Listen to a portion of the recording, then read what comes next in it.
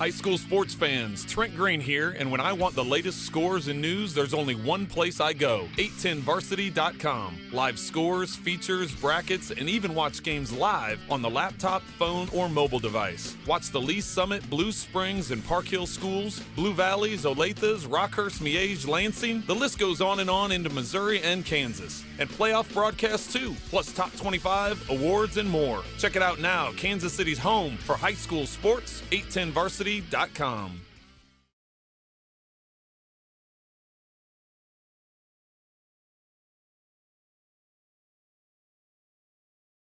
1964. A&B Car Star, locally owned and operated with 5 convenient locations in KC.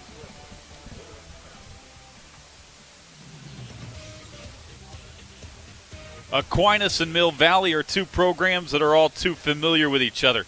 Each of the last 3 seasons, these teams have battled in the playoffs, with the winner advancing to the state championship game. Tonight, they meet for a 4th straight postseason, this time in the quarterfinal round. Aquinas has been steamrolling everyone in their path this season, everyone that is, except this Mill Valley squad. The Jaguars hung tough with the Saints back in the 4th quarter in September, ultimately coming up short 24-13.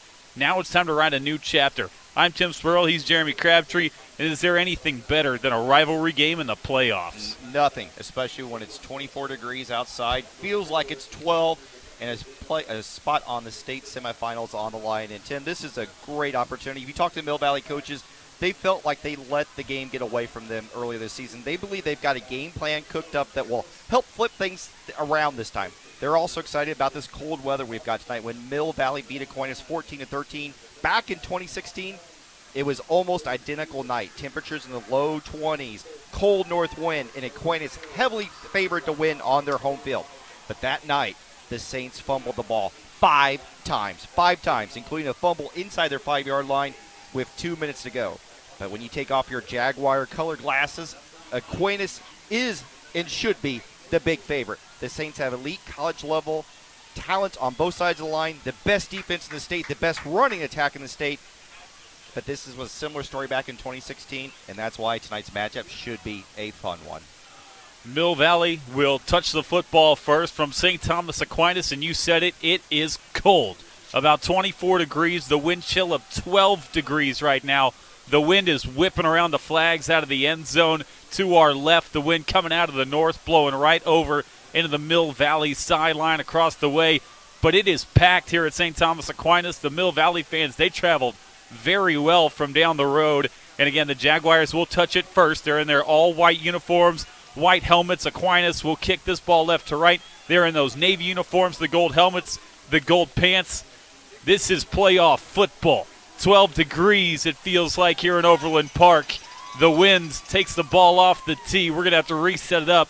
Jeremy, this is a fantastic atmosphere for some playoff football. It is, and you're right. The Mill Valley crowd has traveled well, and everybody in the community out there thinks that they've got a legitimate shot to win this game, so they're going to be loud and proud over there wearing their white uniforms that look a lot like Penn State. We've got St. Thomas Aquinas with their Notre Dame look out here. For the 4th straight postseason, Mill Valley and Aquinas meeting in the playoffs. End over end kick is going to be fielded inside the 5-yard line. And here come the Jaguars. Far side across the 20-yard line, lowering the shoulder is Logan Talley. And here comes that Jaguars offense. And this offense was so explosive the last few years, but they've taken a step back this season. They're only averaging 321 yards a game, and they just haven't really gotten things going. But Jordan Preston does have some good ability. 12 touchdowns, 5 interceptions this season. Completed about 56% of his passes. But last time against this very good Saints defense, he threw for 230 yards. So he knows how to have success against this Saints defense. He's going to open up in the pistol formation. First play of the ball game is going to be a toss far side to Cameron Young, hitting the sideline out of bounds near the 30-yard line. Call it 6 yards on first down. Now, it's good to get Cameron Young back into the lineup. Was out last week, and he's experienced. He's been around and played in these big games before, and one of the true explosive players that you'll see on this Jaguars offense. 2nd and 5. They give him 5 yards on the first play. And again, last week he was absent. Tyler Green was the tailback last week. Got a bulk of the yardage in that game on the ground for this Mill Valley team. Again, that did not run the ball well in this first matchup between these two teams. Preston on a keeper is going to reverse field back to the right. A flag flies as he's dropped in the backfield near the 26-yard line. It would be a loss of about 2 yards, but we'll see what the flag is. Yeah, that's usually thrown in that face mask vicinity, and Peyton Reeves had Preston locked up, played very, very well on the option. Sure enough, 15-yard personal foul face mask, so not the way you want to start if you're Aquinas, because they had that play bottled up and played perfectly on the edge. So that face mask is going to go ahead and move the Jaguars across the 35-yard line. It's going to give them a new set of downs. Opening minute of this ball game, 11:38 to play. First quarter from St. Thomas Aquinas. We are just underway on Sports Radio 810. You can also stream us on the ESPN app or watch online at 810varsity.com. No excuse not to be listening. And again, the winner to the semifinals in Class 5A. Aquinas has not lost this year. Number 1 team in the city according to 810varsity.com. Preston into the pistol set on a 1st and 10 after the penalty from the 41, and now flags fly before the snap. Movement. And it may be against the Saints again. I think it is. I think the nose guard jumped offside, and we'll see what the official call is, but it looks like they're going to go ahead and call it against Mill Valley. False start, yeah. Mill Valley does like to move around. They shift from formation to formation, move their H-back around all over the place, and they'll shift their receivers around, and that's what they were doing there. It looks like they're going to call one of the interior linemen for slight movement, and that forced the defensive lineman to jump offside. So a 5-yard penalty makes this 1st and 15 now for Mill Valley after the penalty. Back to the 36-yard line they go. They send Talley in motion. They're going to play fake and throw it out in the flat right side, incomplete, too strong for the tight end Weishaus, and it's going to be 2nd down. Yeah, that play just did not look good at all. They motioned to the far side of the field and then tried to throw it back to the short side, and the tight end Weishaus was open, but Jordan Preston did not put that on the money at all. Logan Talley is one of the favorite targets of Jordan Preston. He's in the slot to the left side. When they need a big play, they look this guy's way. He was the man that returned the opening kickoff for Mill Valley. Here's a 2nd and 15 play. Preston, hard count, short drop, looking left side. He's incomplete, in and out of the hands for Rushwall, but that was right through the hands. And that's what happens sometimes on these cold nights. You don't watch the ball all the way in. Your hands are cold. You don't make the catch. That should have been a catch and would have been a 3rd and manageable. Instead, now it's 3rd and 15. No fault on Preston right there. That was right on the money. And again, this is another guy that we'll probably talk about it a couple times, is not sporting the sleeves. And I get it, the tough guy look, but at receiver, you need to be warm. Those hands need to be warm, ready to catch the football. And they go right through his hands. Here's a 3rd and 15 play. Talley in the slot left side, motions into the backfield. Preston, short drop, wants to throw, stepping up in the pocket, and he'll get dropped back at the 30-yard line. A sack on the opening drive, and the punt unit is going to get called on for Mill Valley. And right there, the first appearance of Matthew Roberts, one of the top underclassmen in the state of Kansas, makes a sack. Also, Javier Derritt, the North Dakota State commitment, right there to bring Preston down. Nice job by the Saints defense after giving up that 15-yard penalty. Chris Tennant out to do the punting duties for Mill Valley, and now whistles, and Randy Dreiling wants to take a timeout. And again, we talked about it in pregame, the status of Tank Young, supposedly battling an injury this week. Again, didn't participate in warm-ups. They're trying to stretch him out before he looks like he's ready to go on the opening drive. He is. He's been riding the bike, the stationary bike in the pregame, and he's been standing over by the heater. But right as that punt team was on the field, he was right next to the sideline, moving around a little bit more emphatically. Maybe the first really emphatic movements we've seen from him this entire time that we've been here for over 45 minutes. So out of the timeout, Finn Barnett will head back deep for St. Thomas Aquinas, and he had a big game against Bishop Miege a few weeks ago. That's the last time we were here. And that's when Finn Barnett kind of jumped onto the scene for Aquinas. And he stands back deep in punt return formation.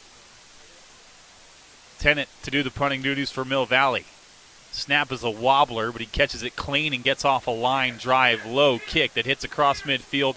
Barnett's going to get away from this, and Mill Valley is going to down it at the Aquinas 40-yard line. And here comes St. Thomas Aquinas for the first time tonight on offense, and not a lot of mystery to what they want to do. No, they don't. They love to run, and run some more. They only throw the ball 13% of the time, and that may be being generous a little bit, because sometimes those 13% percentage points come when they're actually blowing people out and getting some of their backups opportunities to play. But we were warned about Tank Young. He is out there and will be taking this first offensive snap for the Saints. He is going to line up behind his quarterback, Tate Raboyne. The 6'3", 175-pound senior has got his team undefeated in the quarterfinal round. Cameron Jackson out there as well. He's going to go in motion to the left side. They're going to toss it to him. Jackson trying to get to the edge, far side, across the 45. Picks up a block midfield. Cameron Jackson has a first down as he's cut down in Mill Valley territory across the 45. And that's the one thing the Aquinas offense does so well. They're great at running between the tackles, but where they really thrive is getting to the outside. They get to the outside on simple toss sweeps better than any other high school football program in the state of Kansas. Their receivers block so well. Their tight ends block so well. And that is another great example of how their toss game helps them out. O'Leary goes in motion to the right. They're going to give to Tank Young, and he gets blown up back at the 45-yard line. A loss of 1 on the first carry of the night for Tank Young, who had 148 yards in the second-round victory for Aquinas over Seaman last week, in a game where he wasn't needed throughout a 56-14 dismantling of Seaman last week by Aquinas. Well, they probably didn't need a whole lot of their. Probably could have played their second string and won that game.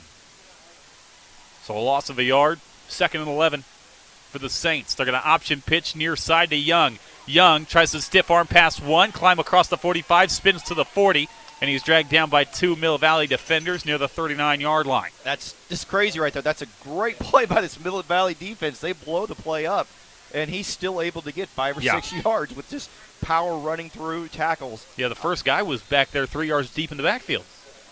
Should have been a loss. They spot him up at the 38-yard line. And it's going to set up a 3rd and 5 play after the 6-yard carry for Tank Young. Raboyne climbs in under center. Everyone to the right side of the formation. Raboyne is going to toss right to Tank Young. Picks up 1 block, scurries past 1 man, and dives forward near the 31-yard line. Should give him a first down. It is. And nothing fancy about it. Just go out there and do what they do best. Run behind their right side of their offensive line, led by Jaden Roberts, who's just a man out there. Right at the 31, they needed 5. He got 6 in a 1st and 10. Again, this is what Aquinas wants to do, live 5-6 yards at a time on the ground. They do it very well, better than anybody else in the state.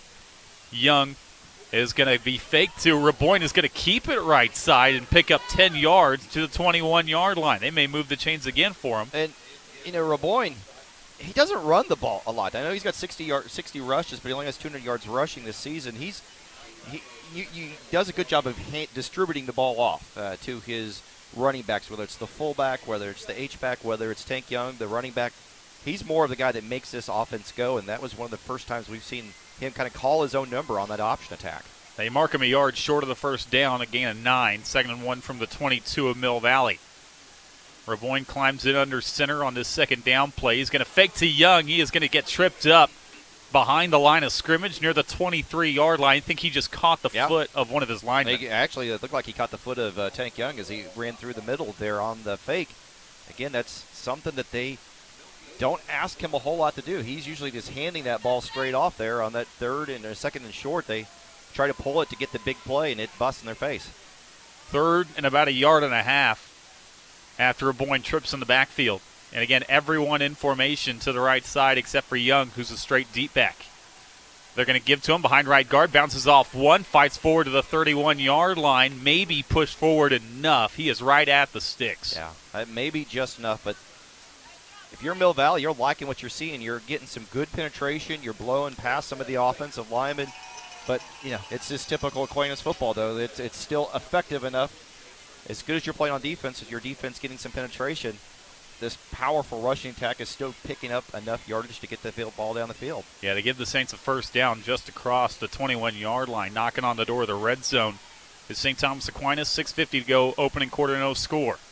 O'Leary goes in motion, and again, a trip in the backfield for Raboyne, and he is down near the 22-yard line. And again, for a second time, I think he caught the foot of Tank Young. It also helped that Ethan Kramer, the defensive tackle, did a nice job blowing through Deontay Brown, the left guard there. They're getting penetration, Tim. They're doing a good job of penetrating. It's just whether or not they can keep that up consistently on every single play, because as we know, you just make one little mistake and this Aquinas offense can take it to the house. 2nd and 11. They're going to motion Young out of the backfield. They're going to fake to him on a pitch. Raboyne rolling right. He's going to throw over the middle. Has his man inside the 5 for the end zone. Getting in for the touchdown. And the Aquinas Saints strike first. It was Jack Gable, the tight end, making the house call. All the fancy window dressing. That's a play really haven't seen them dial up all season long. They motion the running back, Tank Young out of the backfield. They go empty set, and then they play action to him like a toss, and then roll to the right. Raboyne puts it right on the money to Gable, who's dragging from left to right.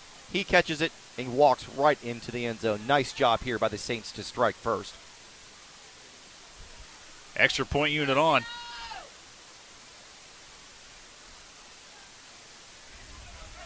Joe O'Leary, one of the best kickers in the area, has an offer from Army. Kansas State has also showed interest in the kicker, and he swings that right foot and punches that ball up and through. 7-0, Saints strike first through the air. Raboyne to Gable on your Sports Radio 810 High School Football Game of the Week. Hi, Chiefs fans. This is Clark Hine.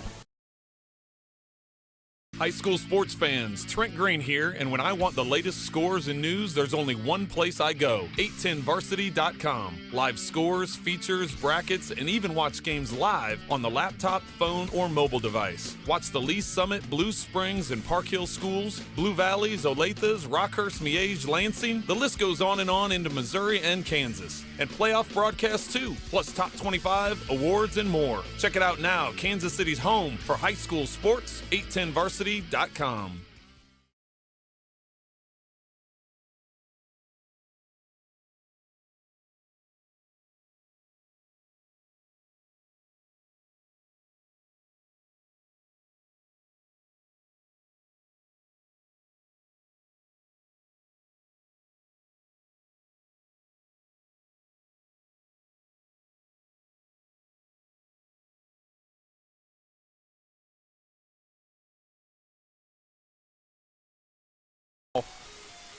At the tail end of that.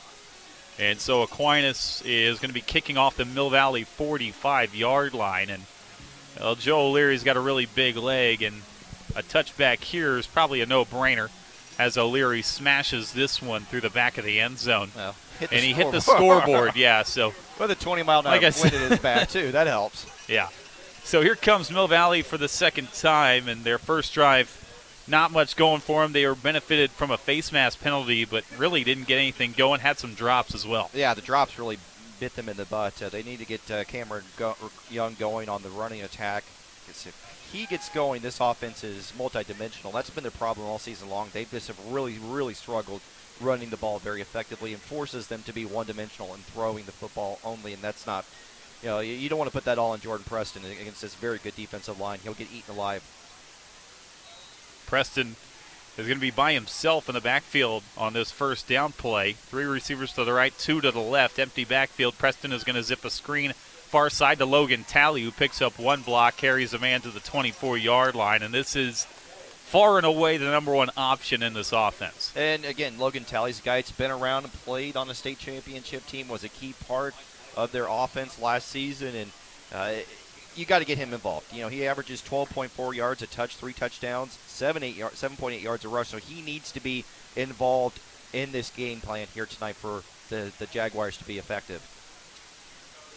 They pick up 5 yards on the screen pass to Talley, who is in the slot to the left side. Again, we're going to follow him around wherever he goes this evening.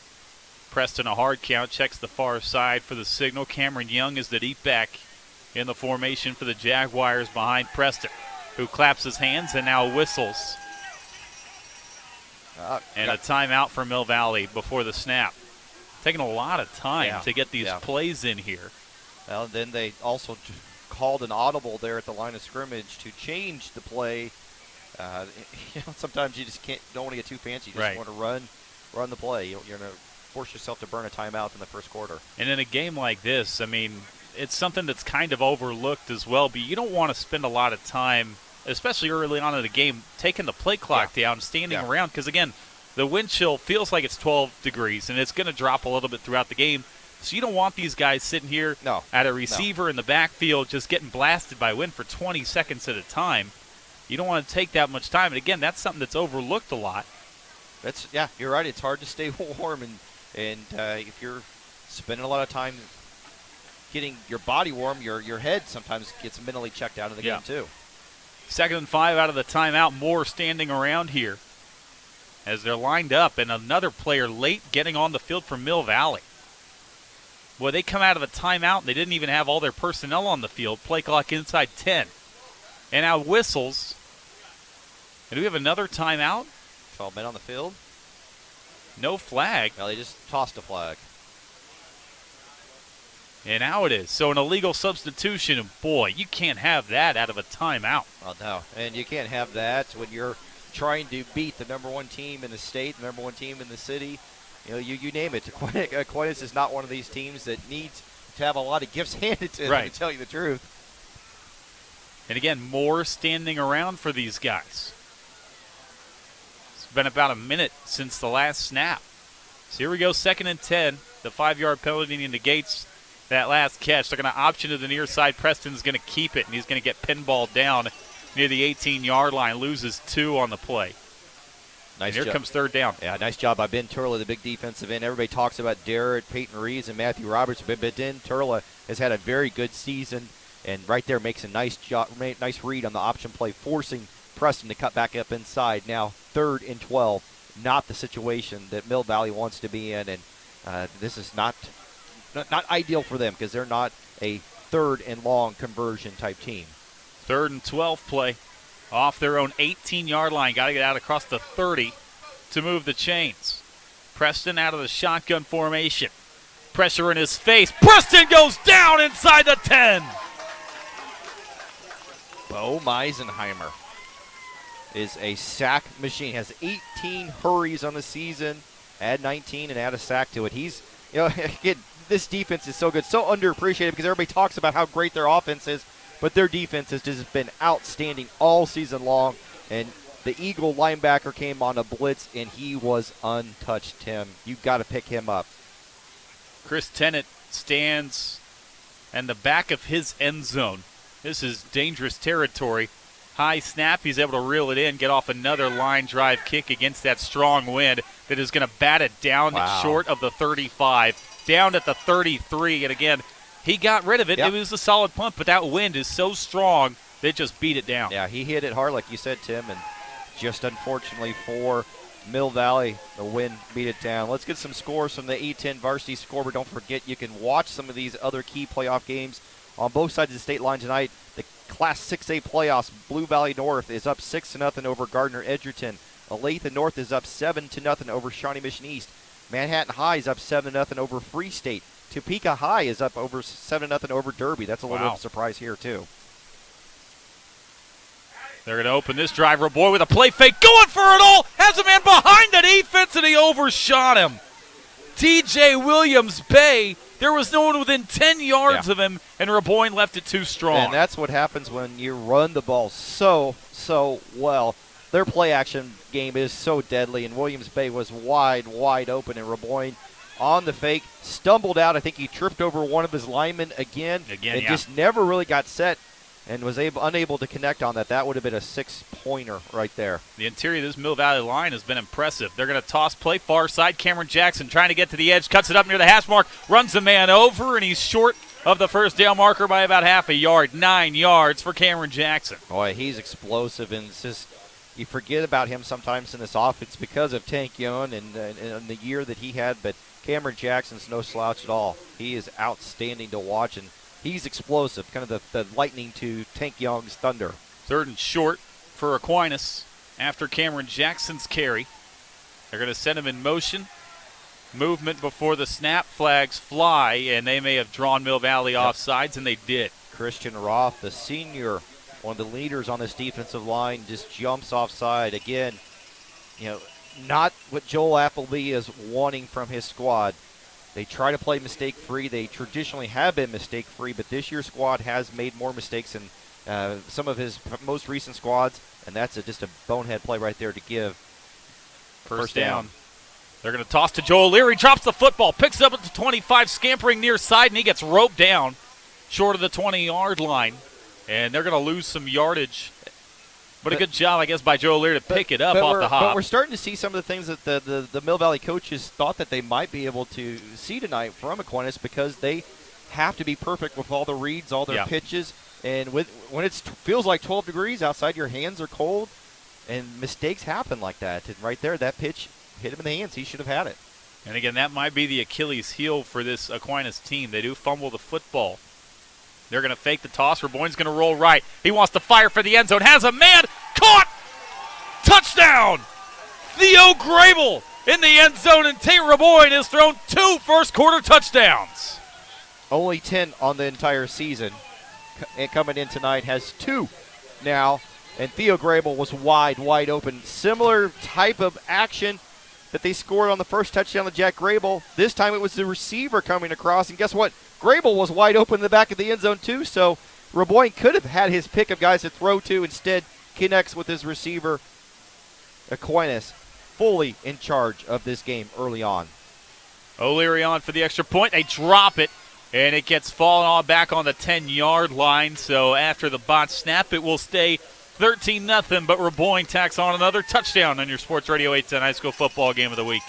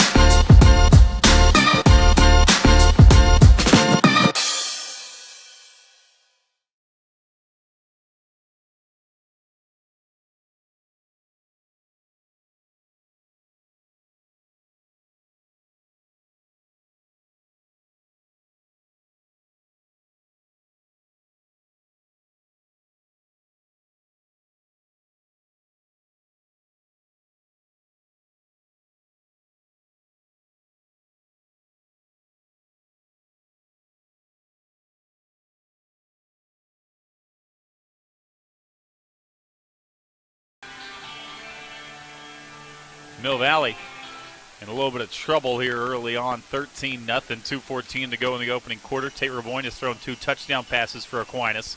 High end-over-end kick. Logan Talley is going to take at the goal line. He stepped into the end zone, which is a touchback. Well, let's dial up the A10 varsity scoreboard again on the other 5A games in the state of Kansas. Olathe West and DeSoto tied 7-7. We'll go down to the Class 4A playoffs. 4 local teams participating tonight. Bishop Miege is up 21-0 over Lewisburg. No real surprise there. Basler Linwood is up 7-0 over Paola. That should be a good one all night long. And we'll get you some Missouri scores here in just a second. Again, it's quarterfinal round tonight. Kansas and Missouri. District championships technically in Missouri, but semifinals loom next week. 2:14 to play opening quarter. Mill Valley, this is the 3rd time on offense to touch the football. They're going to keep it on the ground with Cameron Young, who sheds 1 tackler and gets back to the line of scrimmage and no more. Just tough sledding. Just nothing working very effectively here tonight for Mill Valley. And they've made mistakes. They've dropped balls. Just not what you need to do if you're going to win this game. And again, these 2 teams played back in September. It was a tight one, 24-13, but Mill Valley negative 8 yards rushing in that game. All their offense came through the air, and early on it's looking like it might have to be that way again. 2nd and 10, empty backfield for Preston, 3 left, 2 right. Talley is going to be in the slot to the right not side. Gonna get it off. And now, with the play clock winding down, Mill Valley takes their 2nd time out of the opening quarter, and they seem all out of sorts early on. They're just trying to get too complicated, trying to dial up that perfect play, trying to audible into the right one, and it's just not working here tonight. All right, let's promise you some scores from the Missouri side. Here we are, Class 6 playoffs on Missouri. Blue Springs is up 7-0 over Rockbridge. No score between Rockhurst and Lee Summit North. Same thing to Class 5 playoffs from Belton and Fort Osage. Staley's up 7-0 over North Kansas City. And a couple really good Class 4A, 4 games. I keep saying 4A, but 4 playoffs. And the Missouri side, Smithville and Platte County are still 0-0. And then Harrisonville is up 6-0 over Warrensburg. Again, with the weather the way it is, don't expect a lot of shootouts tonight. That makes Miege just 21 points in the first quarter. Pretty impressive. That's your anomaly. That's your anomaly every week. 3 left, 2 right, especially when you hit playoffs. Short drop for Preston, wants to throw. Pressure coming from the backside, and they're going to drop him at the line of scrimmage. Nothing open downfield. That was a coverage sack for Aquinas. Yeah, and Ben Turley, we called his play name on the last drive again with another nice play coming from the backside like you mentioned, and just had nothing for Preston to get through, and nice job on the sack there by Ben Turley. This defensive line's just nasty. He got back to the line of scrimmage. They may call it a sack statistically or may just say it's a rush for no yards. Either way, it's going to be a 3rd and 10 play. And here comes Mill Valley looking to get their offense going. 3 left, 1 right. Preston out of the shotgun. Short drop, pressure coming again, got rid of it, tipped up into the air and incomplete. 4th down coming up, and bearing down on him was the end, Ben Turlo, once again. Again, untouched. You got to block him. I mean, you got to lay a hand on him in some fashion, and they didn't. The left side of the offensive line left him unblocked, and Jordan Preston's lucky he did not have an interception on that play because he got hit right when the ball was being released, and it almost landed in Zach Goodion's hands, and that would have been an easy return for a touchdown. Finn Barnett back deep, stands at midfield. This punt is going to be another line drive kick. It is going to hit near midfield. Barnett's going to get away from it, and it is going to stop at the Mill Valley, or excuse me, at the Aquinas 49, rather. And here come the Saints. 2 drives, 2 touchdowns. And if you're Mill Valley, you got to find something to get off the field without giving up points because they're really close to this being a 21-0 deficit. You got to get off the field somehow, some way. Force a turnover, recover a fumble, make an interception, do something because whatever you're doing right now isn't working. Aquinas offensively, boy, they've been rolling as of late, including in these playoffs. The last time they were held under 40 points was against Mill Valley back on September 21st. Outside of that, they've been a juggernaut. They're going to toss it near side to Barnett. Drop the football. It's alive near the line of scrimmage, and it is going to be fallen on by the Jaguars. Say they have it, waiting for the signal. And now Aquinas says they do, and they will say Aquinas got it. That was the break that Mill Valley needed. Yep. It was an awkward pitch to Finn Barnett, and it kind of came spinning out there at 100 miles an hour, just had an awkward spin on it, and not what you want to do when it's on a cold night with a 12-degree wind chill. And that play is going to take us down to the end of quarter number 1. They end up losing 3 yards on the fumble. It scooted out before Aquinas fell on it at the 45. We are at the end of 1. Not a lot going wrong for Aquinas outside of that. 13-0 they lead after 1 quarter on your Sports Radio 810 High School Football Game of the Week. Whether it's a car accident, storm damage, or a fire, when the unthinkable happens, it doesn't matter if you saved money in 15 minutes. In this moment, it doesn't matter if your neighbor has the same insurance you do. In this moment, what matters is that your independent insurance agent and the company that stands behind them have you covered. Auto Owners Insurance, the no-problem people. Visit Briar Payne Mead Insurance in Kansas City today at bpminsurance.com or call 913-402-9576. That's 913-402-9576 and ask about Auto Owners Insurance today.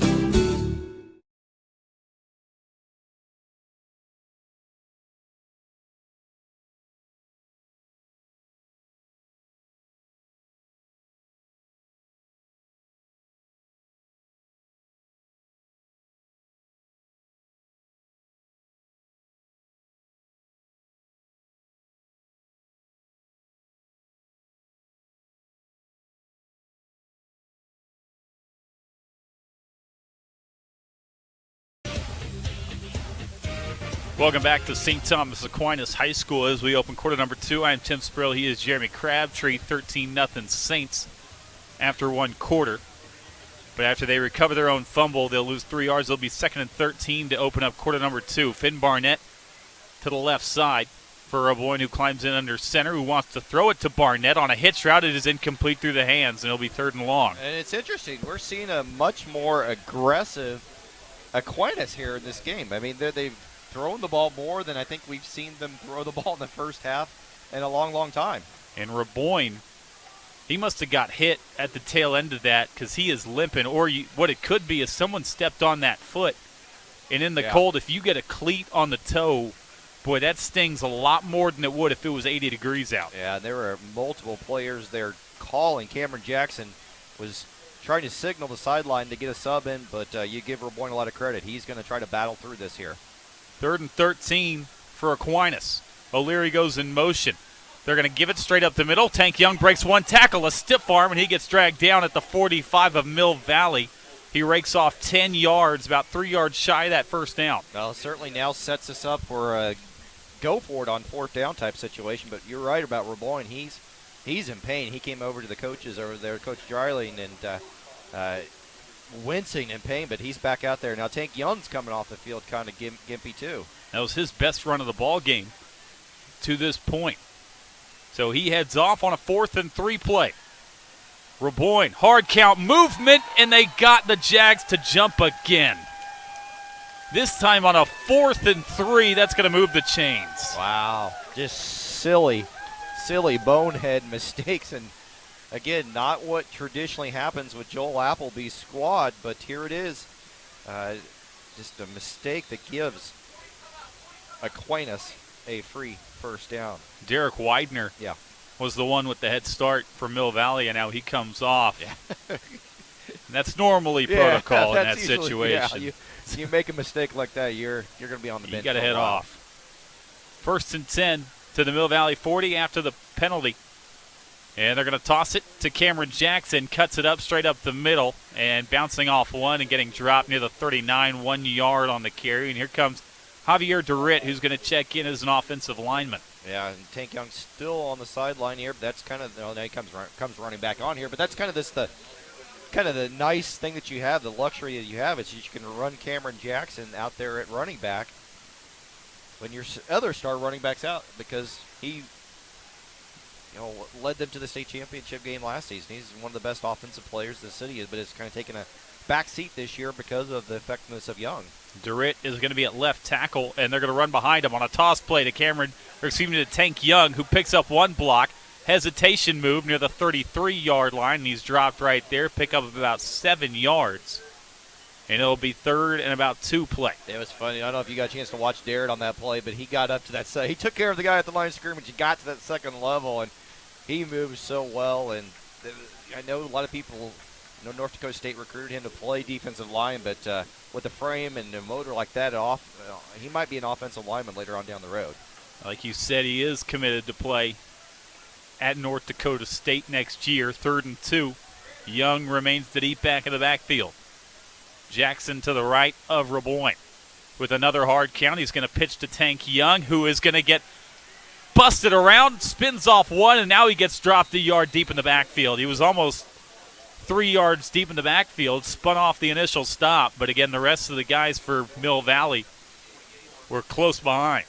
Nice job. We've seen all game long the running attack hasn't really, the stuffing the run really hasn't been that bad of an issue for Mill Valley. They've been burnt twice with some deep passes, but here we go, 4th and 4. This Mill Valley Jaguar defense needs to bow up and get off the field. Keep an eye on a play action on a 4th and 4 play. Expect another hard count as well. Roboin trying to draw Mill Valley off sides. They don't jump this time, and Randy Dryling, that's exactly what he wanted to do, and he's going to burn a timeout. Yeah.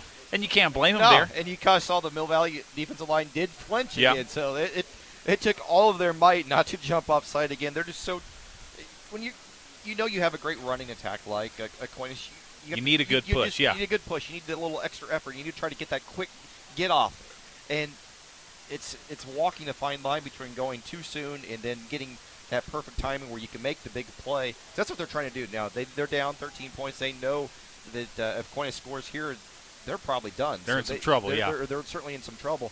So they're doing everything they can, and you can't give away 5 free yards. 8:53 to go till halftime. That's the first time out of this half taken by Randy Dreiling and Aquinas. Dreiling made it to the state championship game last year. And again, ultimately fell short to Bishop Carroll, 38-28. Yeah, and all that Randy Dreiling does is win. He's won 7 state championships at Hutch, and still trying to bring that kind of elusive state championship here to Aquinas. I mean, they've played in 3 state championship games, but has yet to win one. Here's a 4th down out of the timeout. 4th and 4. Young remains the deep back behind Raboyne, who wants to throw. Is going to throw a hitch route near side to Grable as the first down out to the 25. He stretches. They needed 3. They ended up with 8 to Grable, his second grab. It just gave way too much room at the line of scrimmage, and they're not happy right there. The Eli Midyat, the safety, came over and just got all into the grill of his corner for giving him that extra yardage at the line of scrimmage. That was Nick Davey. He gave an 8-yard cushion when they only needed 4 yards. Great play call by Aquinas. First down play. They're going to option far side to Tank Young, getting chased to the edge, and he is going to get upended at the 25-yard line, losing a yard. And Theo Grable had that 4th down catch. He's an interesting story. Kid's only a sophomore, plays in an offense that does not like to throw the football. Already has 2 Division I offers. And you can see why if he continues to make good catches like that. And how about Ryan Bauer on that play, coming up and stuffing Tank Young? That kind of flew up out of nowhere from his strong safety spot. Nice open field tackle. If you're going to take down Tank Young, you need to go low like that. 2nd and 11 play. Raboyne wants to throw again off the play fake. Is going to throw for the end zone for Grable. It is broken up in the end zone on a great play made by the free safety, Ben Hansen. And Hansen saved a touchdown because he was burnt big time. Grable lined up as a tight end but ran straight down the seam wide open. And Raboyne put it where only his receiver could do it. Fortunately, Ben Hansen, great recovery speed to break the play up right there at the end. That would have been a touchdown for sure. Here's another chance for Mill Valley defensively. A field goal from here would be tough into that strong wind. It would be from 42 away. 3rd and 11. Raboyne, play fake, getting pressure from behind, and he's dropped back to 35-yard line. A monster sack for this Jag defense. It was Chase Shyrock, the senior, coming through and making the big play there. Leader on this team with 103 tackles. Add another one to the list. He blitzed through untouched from the right side. And that is the type of play you need if you're Mill Valley, if you're going to get back in this game. Offense still on the field for Aquinas. This is kind of no man's land. It off is. the 35. Granted, it's a 4th and 21. But with the way Mill Valley has played offense, you're all right with it if you're Randy Dreiling. We'll see if Raboyne goes to the air again. Short drop. Raboyne stumbles, maintains his footing. He's going to roll near side. He's going to cut it up. He's going to get spun around and dropped at the 36-yard line. They lose a yard. Raboyne was trying to set it up downfield. Great coverage on the back end. Nice job by Chase Shyrock. 2 plays back-to-back. And, this Mill Valley defense did exactly what they needed to do. They got off the field without giving up points. Now, you got to find something, get something going on the offensive side of the ball. It has not worked all night long, so now you need to think of something. Now I'm looking at Raboyne. He is smarting over here. He's walking gingerly over here on the sideline. I think someone stepped on his foot. I really do. And that is something that really lingers in the cold. Because it doesn't seem as if, because he keeps favoring when he walks. I mean, I might be wrong, but if you've ever had your foot stepped on by a cleat in the cold, it is going to linger. Preston is going to hand up straight up the middle, and taking a shot was Tyler Green, only picks up 2 yards. Ouch. He's going to get warm. He's a little warm after that hit right there. Wow. Nice job. There's one thing, this Aquinas defense, they play hard, they play fast, and they light you up when they get there. Raboyne, by the way, I'm starting to think he wasn't just stepped on. They are really checking out his lower body. They're checking out the knees, checking out the calves.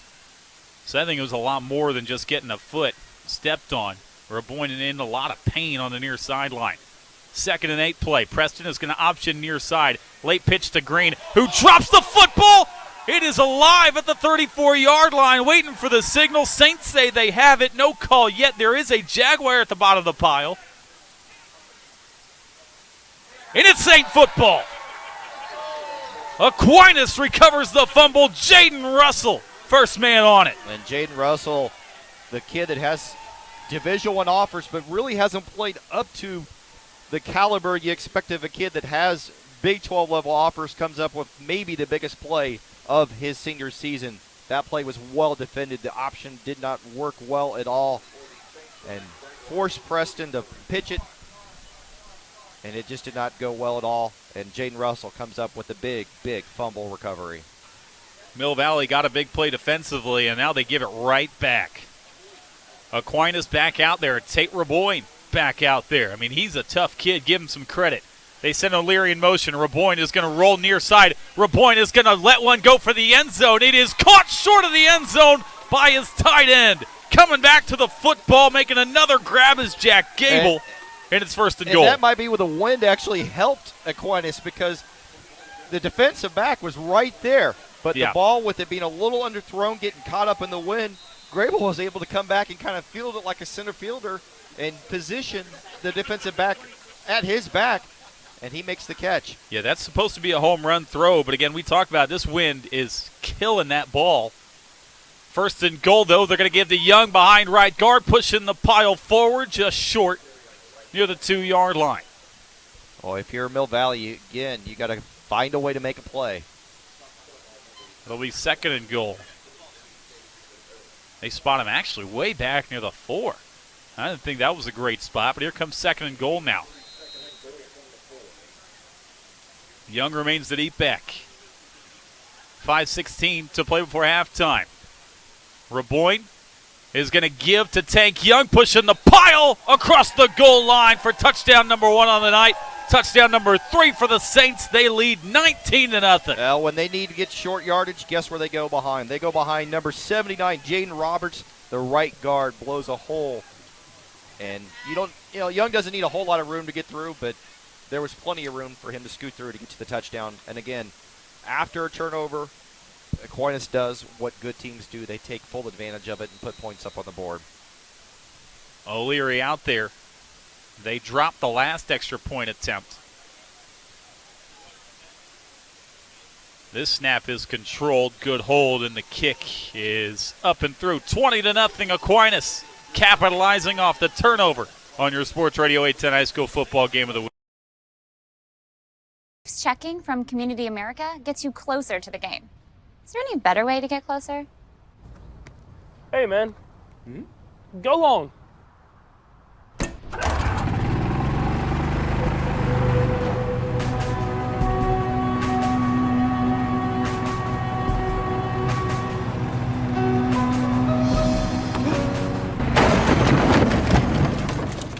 Chiefs checking from Community America.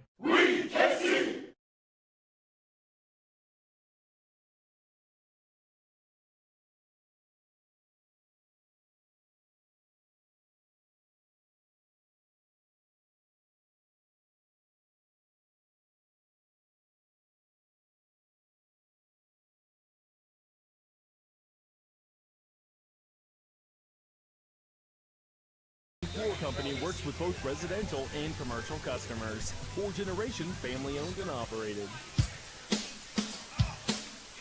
O'Leary has got it teed up. 20-0 Saints lead. This kick is knocked down by the wind, fielded near the 10-yard line by Cameron Young. Across the 25, far sideline, 30, 35, picking up blocks, running over defenders, and he's across the 39-yard line. Great return for Cameron Young. All right, let's get you some scores from the A-10 varsity scoreboard. Class 6A playoffs in Kansas. Blue Valley North 20, Gardner Edgerton 7. Olathe North has extended their lead to 10-0 over Shawnee Mission East. Manhattan and Free State are 7-7. Derby and Topeka High are 7-7. In 5A, we've got this Olathe West 14-7 over DeSoto. Wichita Northwest 35. Bishop Carroll, the defending state champions, only 20. And we'll keep it, Scott. 4 receivers in a diamond formation to the right side for Preston. The deep man is Grant Rochwall. The 6'3", 170-pound senior. Play clock inside 10. Taking their time again, getting to the line. Preston, the snap, wants to throw a screen pass near side to Talley, and he throws it too high and over the head. Wow. 2nd and 10. And that just, Preston just did not get a hold of the football at all, and that looked like I'll be kind, a wounded duck. Yeah. It just fluttered around there. And, that formation, if they wanted to, he could have ran a quarterback draw because there was an opportunity. There was no linebackers, nothing there in the middle, but instead decided to throw the ball into the flat, and it just fluttered out there. Because fortunately for Mill Valley, incomplete. And now whistles and flags and substitution issues for Mill Valley. You just cannot make those mistakes if you want to beat the number one team in the state and the number one team in the metro. You can't make those mistakes, and Mill Valley's made them all night long, whether it's throwing incomplete passes, whether it's jumping off sides on critical times, or twice now with substitution infractions, and forcing your offense to go even further when they've struggled all night long just to get a few yards. Mill Valley going backwards on a bone-jarringly cold Friday night in Overland Park. Well, you see the Aquinas players, their defense, they're dancing around. They're excited. They're fired up. They feel it. But if you're Mill Valley, they're kind of lumbering along. Got the Eeyore, doing a lot of standing around too. Effect going on from Winnie the Pooh. Inside 5 to go till halftime. And that's about as perfect as you could describe that. I'll give you credit where credit's due. Preston out of the pistol is going to hand off to Green, left side, and he is going to get roped down at the line of scrimmage. Good push defensively by Aquinas, and those linebackers, they flow real well. Yeah, Bo Meisenheimer, he's just a heat-seeking missile. All 6 foot, 190 pounds of him. He flew to the ball. Nice job by the defensive line setting the edge, but Meisenheimer just flew up there and took down the big running back. Just no problem at all. 3rd and 15 for Mill Valley. And this has been a similar story all first half of the Jaguars. Down 20-0 on the road in the quarterfinal round. Preston, more pressure in his face, stepping up, but he is going to get dropped. Ben Turla again in the backfield. It's at his 2nd official, maybe 3rd official sack of the night, and he's not getting blocked. I mean, that's what's crazy about this. Your offensive lineman, you have to put a hand on him, and it's easier said than done. It is, because this defensive line is so good and so big, so strong, and very, very fast, and right there just blowing through and getting another sack.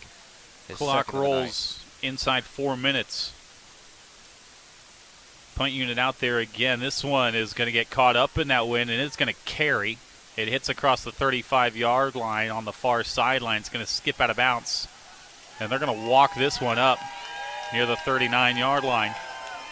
And here come the Saints offensively, and again, no real problems in this first half moving the ball. Yeah, and you hear the crowd. They're feeling it. The players on the sideline are feeling it. The defense felt it there. So if you're the offense, you're probably a score away from probably putting this one away.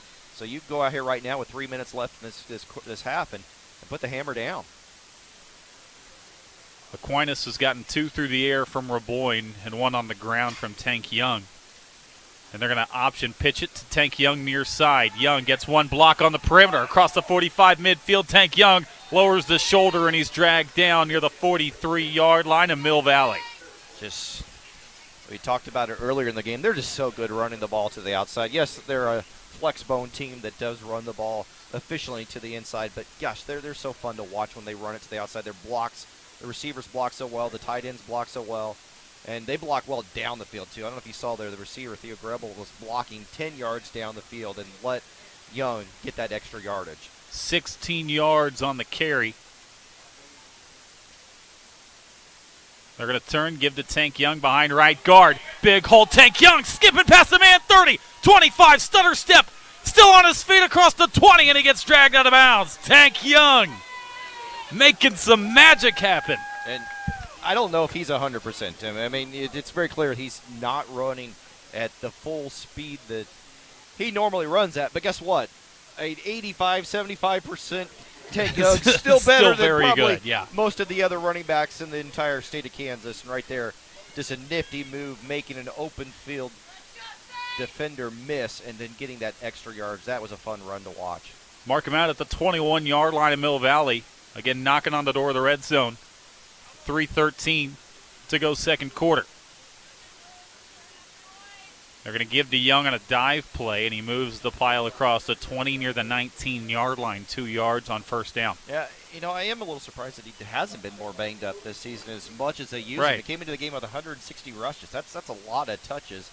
And, yes, I know that they like to use Jackson and they sometimes let Roboyne run the football, but let's be honest, this offense has almost all season long been the Tank Young show. Yeah. I'm real surprised that he hasn't been more banged up because going through the schedule that they go through in the EKL, he's faced some really big, fast, and strong defenses.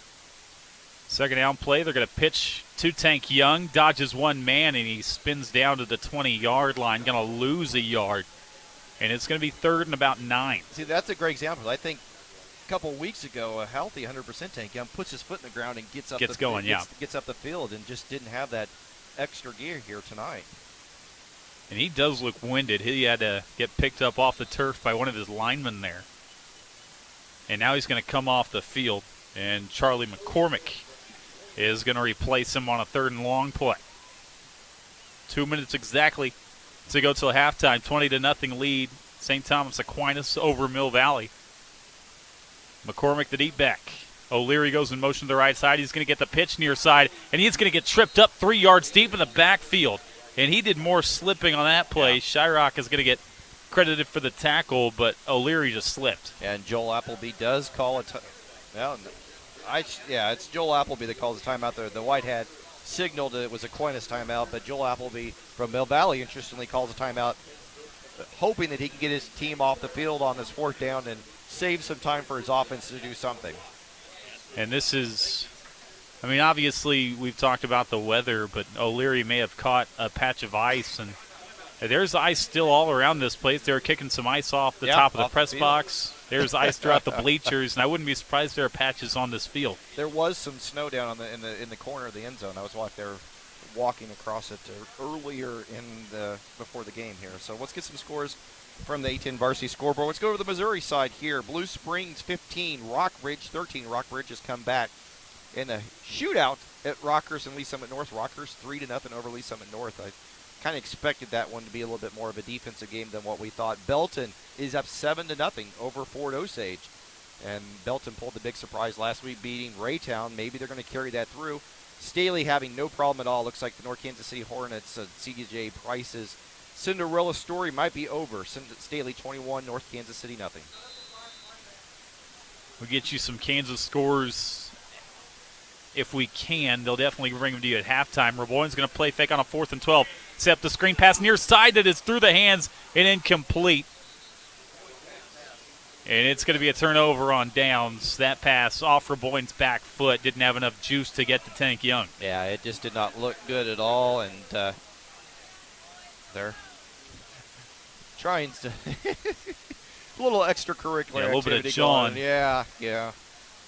So, here Mill Valley, you've got 144 on the board here. You got no timeouts, though, and you've done absolutely nothing all night long on the offensive side of the ball. So, maybe you dial something up and hopefully you can get a big play because nothing has worked at all here tonight. Preston back in there, quarterback. That wind to his back. Pistol snap. Is going to get rid of a hitch route near side that is incomplete. That pass was high. Getting a hand on it was Wittenauer, but still a tough grab on the perimeter in 2nd and 10. ID when you can. 1:40 to go till halftime, and we pause for station identification. Kansas City's favorite sports station, 20 years and counting. Sports Radio 810 WHB, Kansas City. 3 receivers in the formation on a 2nd and 10 play after the incompletion. Jordan Preston trying to get into a rhythm here. He's going to throw an out route near side to Talley. It's batted down. A great play on the perimeter made by the outside linebacker, Corden Harris. Nice job just coming out of nowhere. Preston's got to do a better job of getting that ball more on a line, though. But how about Harris flying up and making a great play? You know what? It's now 3rd and 10, and you might give Aquinas too much time to score. Yeah, still a minute 35 to go. And again, Randy Dreiling has got 1 timeout remaining. As we catch a strong gust of wind into the press box, kind of reminds us just how cold it is out there on the field. 4 to the right side, 1 to the left side for Preston on a 3rd and 10 play. Play clock inside 5. Preston wants to throw. He's going to roll left. Roll back to the right. Spin off 1. He is going to get near the line of scrimmage and get dropped a yard shy of the line. Inside a minute 20, they keep rolling the clock, and Dreiling is going to burn that last time out. Outstanding down the field coverage by the defensive backfield for the Saints, but then in the pressure just got to him. Jordan Preston's got to either make a decision to do something with that. You can't just stand back there against this defense. They're going to come get you. Throw the ball down the field, run the ball, do something, because you can't stand back in the backfield against this quick, aggressive defense. They're going to find a way to get you. Final timeout taken by Randy Dreiling. So his team should touch the ball 1 more time. All right, we'll get you some other scores here. Again, we're back over to the Kansas side. 6A playoffs, Blue Valley North 20, Gardner Edgerton 7, Olathe North 10-7 over Shawnee Mission East, Manhattan High rolling Free State 21-7. That's interesting. Topeka High and Derby are 7 all in the other Class 6A game. Class 5A, Olathe West is still up over DeSoto 14-7, and Wichita Northwest, very good team down there battling Bishop Carroll in another great game, but they're up 35-20. Winner of this game gets the winner of that Olathe West DeSoto game, by the way. Punt unit out there for Mill Valley out of the timeout. Tennant is going to get rid of a line drive kick, and Grable is going to let it roll inside the 30 down to the 25, where it will be down by the Jaguars. And here come the Saints with a minute 8 to go. All right, I haven't read this score to you. You haven't seen it, so give me your guess on what the Miege-Lewisburg score is right now. I'm going to say getting close to halftime. Miege is up 42-0. 41-0. Oh, I was right there. The price is right. I was close. No, you nailed it there. And Miege doing what Miege does. And that's a 10-0 Lewisburg team. That's not a bad Lewisburg team. It's just the way that things roll. Pacer Linwood doing what I expected them to do. They're up 21-0 over Paola. Here comes Aquinas with a little bit of time here, trying to add to their lead. They're going to keep it on the ground with Young straight up the middle. Gets maybe to the 27-yard line, 2 yards. And now they go quickly to the line. We're inside of a minute. Again, no timeouts remain for either team. And now they're going to huddle up. It looked like they were going to go quick, and now they fall back into a huddle. That's one of those plays that you on that first down, you run like kind of a quasi-draw play like that. And if it goes and gets a good first down, then you go You're a little in business, bit quicker. right. Yeah. So, you don't want to try to force things. You're up 20-0. If something busts, it busts. So they are going to take their time, wind that play clock down inside 10. They're going to keep it on the ground again with Tank Young, breaks 1 tackle, and then gets bent backwards near the 31-yard line. That's going to take us inside 20 seconds, and Randy Dreiling gives a point to the locker room, and he says, we're done with this first half. They made a statement in that first half, 20-0. Tate Raboyne throws a couple of touchdowns. Tank Young gets in for 1 more, and the Aquinas defense doing what they do, pitching a shutout through 1 half from Aquinas. 20-0 your score on your Sports Radio 810 High School Football Game of the Week. School sports fans, Trent Green here, and when I want the latest scores and news, there's only one place I go, 810varsity.com. Live scores, features, brackets, and even watch games live on the laptop, phone, or mobile device. Watch the Lee Summit, Blue Springs, and Park Hill schools, Blue Valleys, Olathes, Rockhurst, Miege, Lansing. The list goes on and on into Missouri and Kansas. And playoff broadcasts too, plus top 25, awards, and more. Check it out now, Kansas City's home for high school sports, 810varsity.com.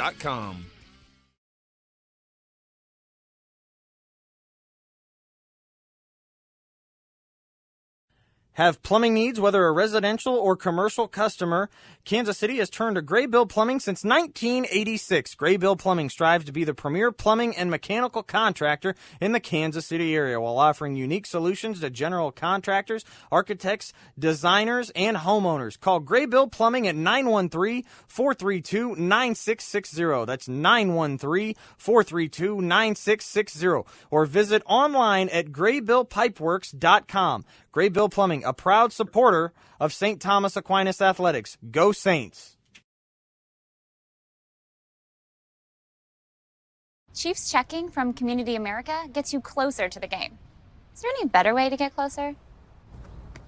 Hey, man. Go long.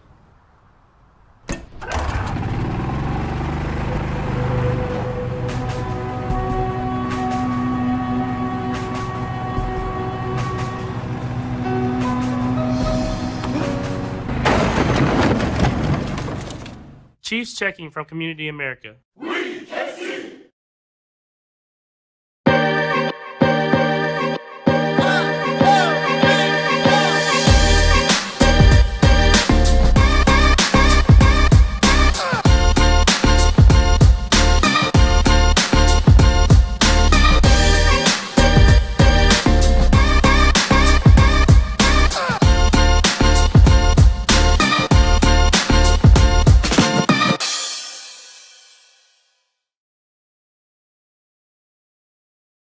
Whether it's a car accident, storm damage, or a fire, when the unthinkable happens, it doesn't matter if you saved money in 15 minutes. In this moment, it doesn't matter if your neighbor has the same insurance you do. In this moment, what matters is that your independent insurance agent and the company that stands behind them have you covered. Auto Owners Insurance, the no-problem people. Visit Briar Payne Mead Insurance in Kansas City today at bpminsurance.com or call 913-402-9576. That's 913-402-9576 and ask about Auto Owners Insurance today.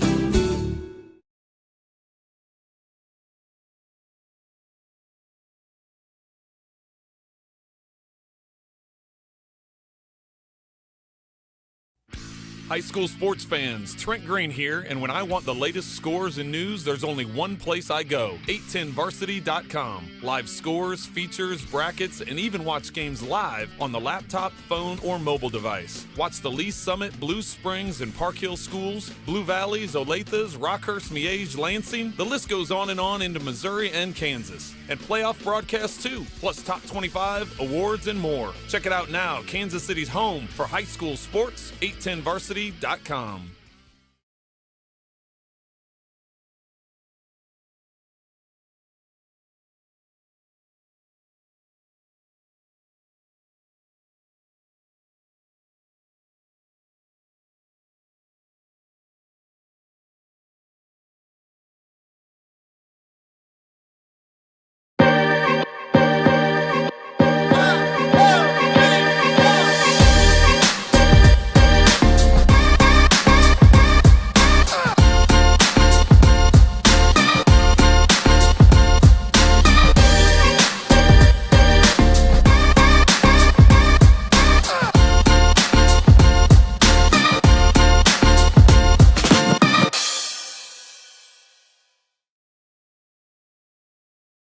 Chiefs checking from Community America gets you closer to the game.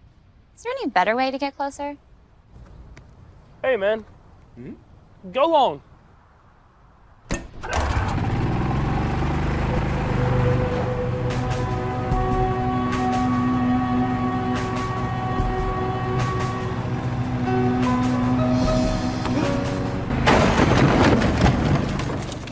Chiefs checking from Community America. Have plumbing needs, whether a residential or commercial customer? Kansas City has turned to Gray Bill Plumbing since 1986. Gray Bill Plumbing strives to be the premier plumbing and mechanical contractor in the Kansas City area while offering unique solutions to general contractors, architects, designers, and homeowners. Call Gray Bill Plumbing at 913-432-9660. That's 913-432-9660. Or visit online at graybillpipeworks.com. Gray Bill Plumbing, a proud supporter of St. Thomas Aquinas Athletics. Go Saints!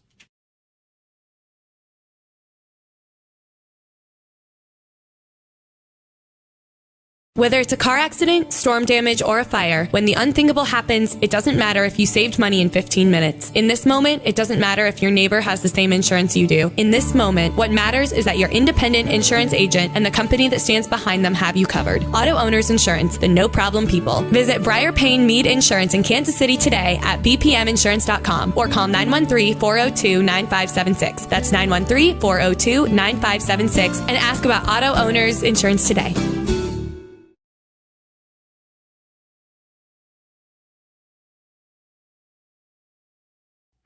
High school sports fans, Trent Green here, and when I want the latest scores and news, there's only one place I go, 810varsity.com. Live scores, features, brackets, and even watch games live on the laptop, phone, or mobile device. Watch the Lee Summit, Blue Springs, and Park Hill schools, Blue Valleys, Olathes, Rockhurst, Miege, Lansing. The list goes on and on into Missouri and Kansas. And playoff broadcasts too, plus top 25, awards, and more. Check it out now, Kansas City's home for high school sports, 810varsity.com.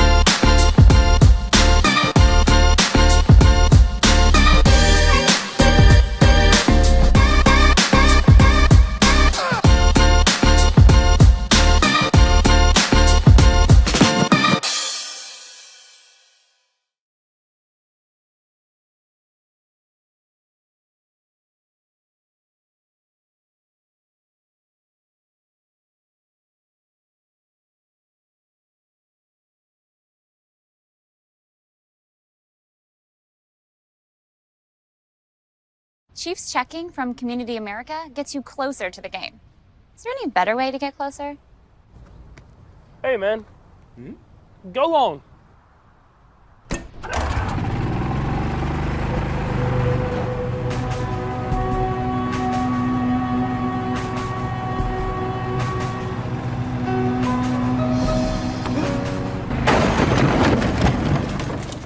Chiefs checking from Community America.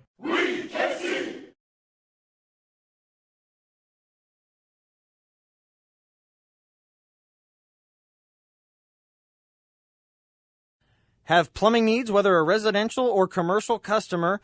Kansas City has turned to Graybill Plumbing since 1986. Graybill Plumbing strives to be the premier plumbing and mechanical contractor in the Kansas City area while offering unique solutions to general contractors, architects, designers, and homeowners. Call Graybill Plumbing at 913-432-9660. That's 913-432-9660. Or visit online at graybillpipeworks.com. Graybill Plumbing, a proud supporter of St. Thomas Aquinas Athletics. Go Saints!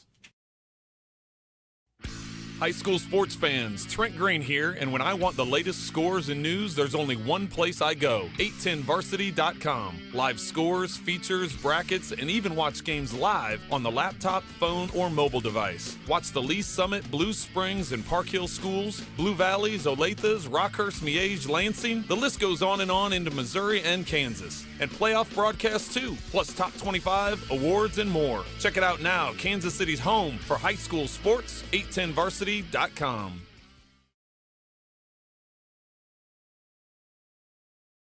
Chiefs checking from Community America gets you closer to the game. Is there any better way to get closer? Hey, man. Go long.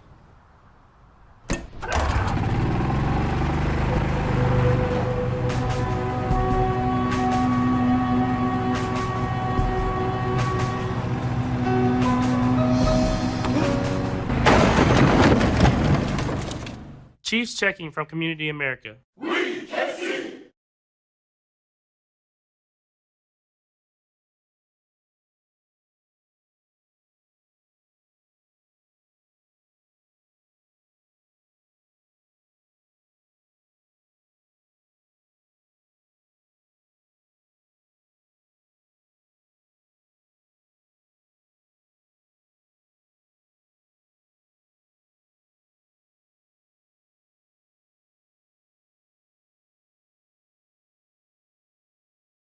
Whether it's a car accident, storm damage, or a fire, when the unthinkable happens, it doesn't matter if you saved money in 15 minutes. In this moment, it doesn't matter if your neighbor has the same insurance you do. In this moment, what matters is that your independent insurance agent and the company that stands behind them have you covered. Auto Owners Insurance, the no-problem people. Visit Briar Payne Mead Insurance in Kansas City today at bpminsurance.com or call 913-402-9576. That's 913-402-9576 and ask about Auto Owners Insurance today.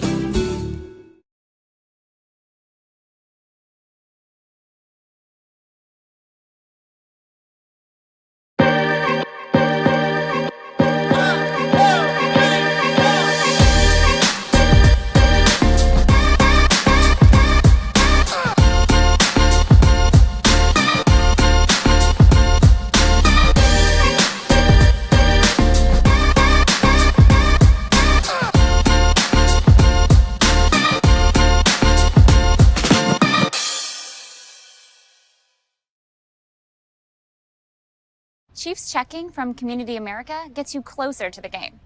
Is there any better way to get closer? Hey, man. Go long.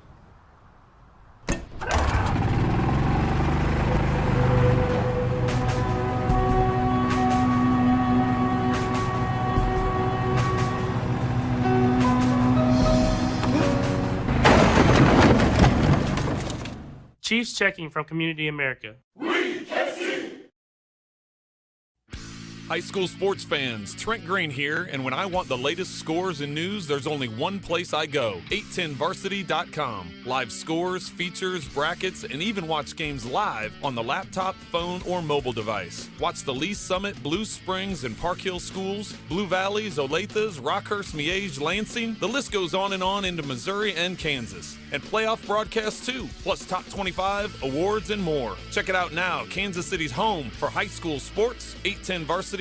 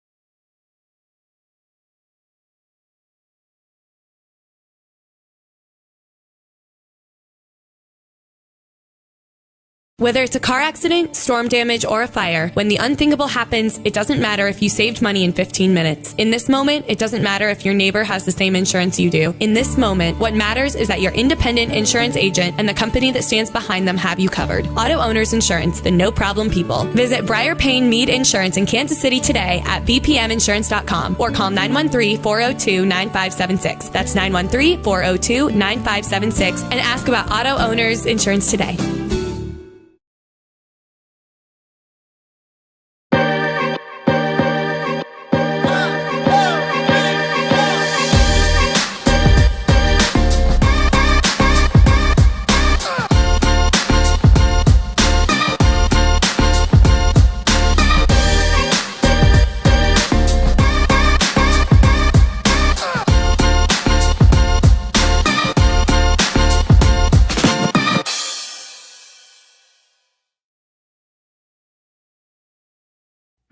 High school sports fans, Trent Green here, and when I want the latest scores and news, there's only one place I go, 810varsity.com. Live scores, features, brackets, and even watch games live on the laptop, phone, or mobile device. Watch the Lee Summit, Blue Springs, and Park Hill schools, Blue Valleys, Olathes, Rockhurst, Miege, Lansing. The list goes on and on into Missouri and Kansas. And playoff broadcasts too, plus top 25, awards, and more. Check it out now, Kansas City's home for high school sports, 810varsity.com.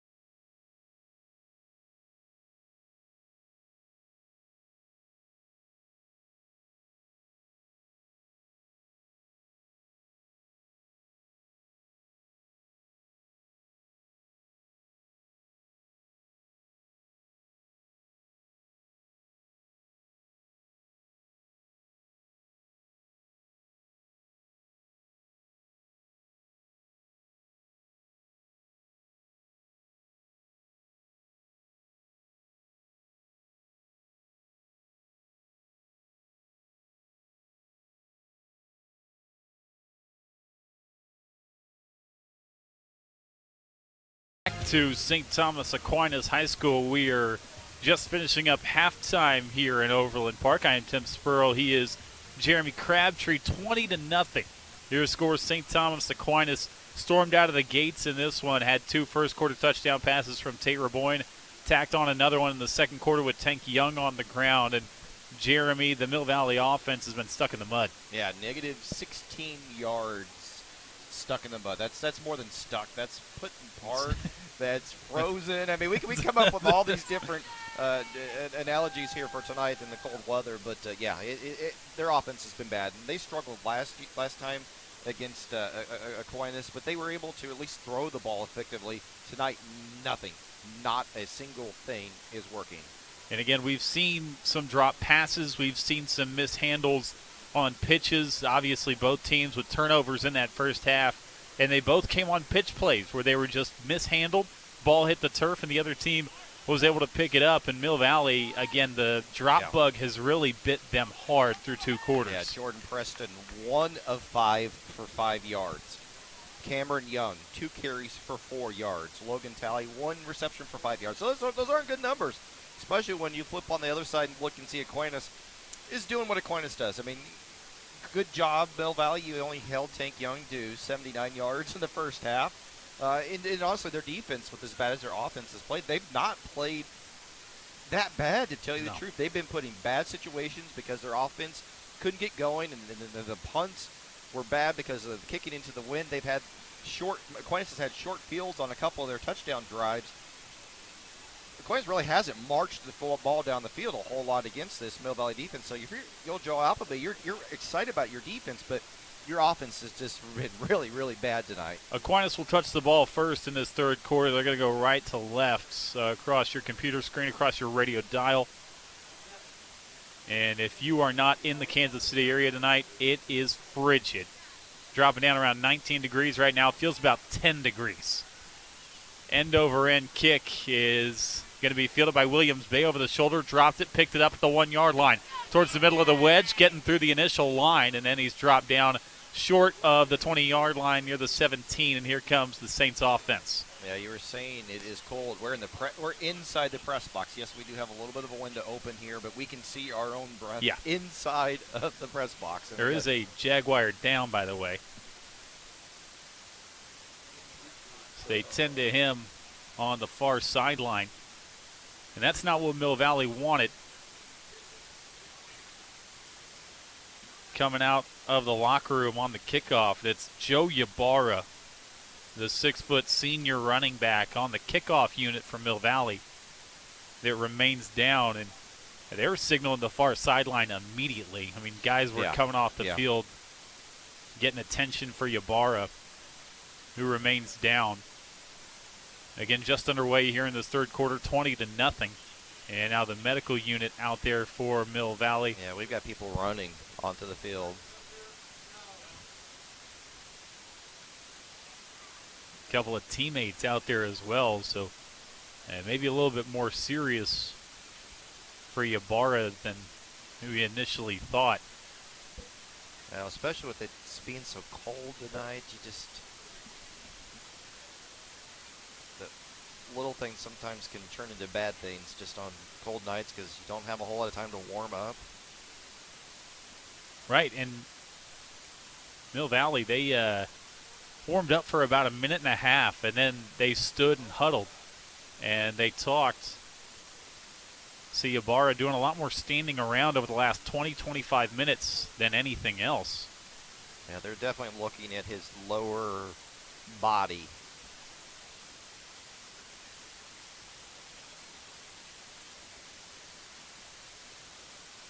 And they're bringing out. Yeah, Joel Appleby's talking right up into his face mask, trying to reassure him. A couple more trainers out there, and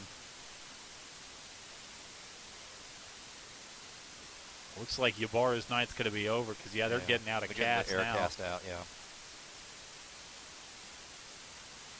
And so Ybarra, unfortunately, it looks like his night is going to come to a close with 11:53 to go in the third quarter. And unfortunately for Ybarra, it looks like his playing time with Mill Valley, again being a senior, is going to be done here in the quarterfinal rounds. We will step aside as they continue to check out Ybarra. Stay with us, 20-0. We pause for injury on your Sports Radio 810 High School Football Game of the Week.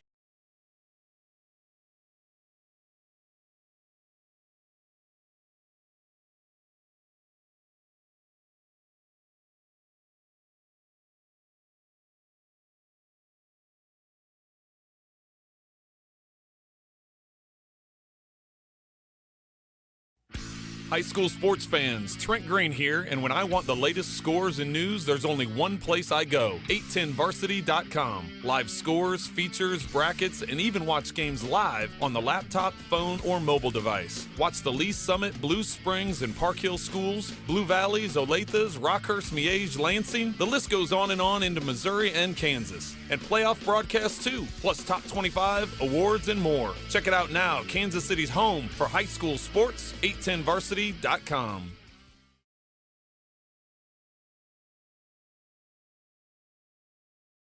Chiefs checking from Community America gets you closer to the game. Is there any better way to get closer? Hey, man. Go long.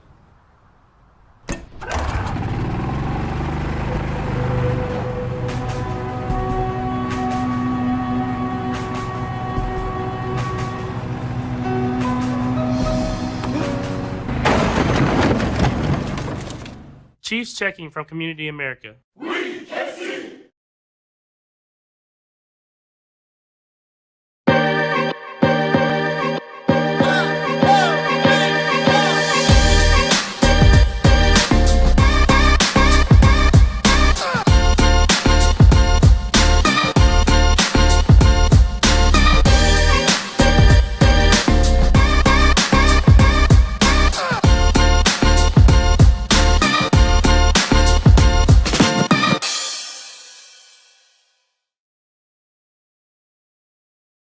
Whether it's a car accident, storm damage, or a fire, when the unthinkable happens, it doesn't matter if you saved money in 15 minutes. In this moment, it doesn't matter if your neighbor has the same insurance you do. In this moment, what matters is that your independent insurance agent and the company that stands behind them have you covered. Auto Owners Insurance, the no-problem people. Visit Briar Payne Mead Insurance in Kansas City today at bpminsurance.com or call 913-402-9576. That's 913-402-9576 and ask about Auto Owners Insurance today.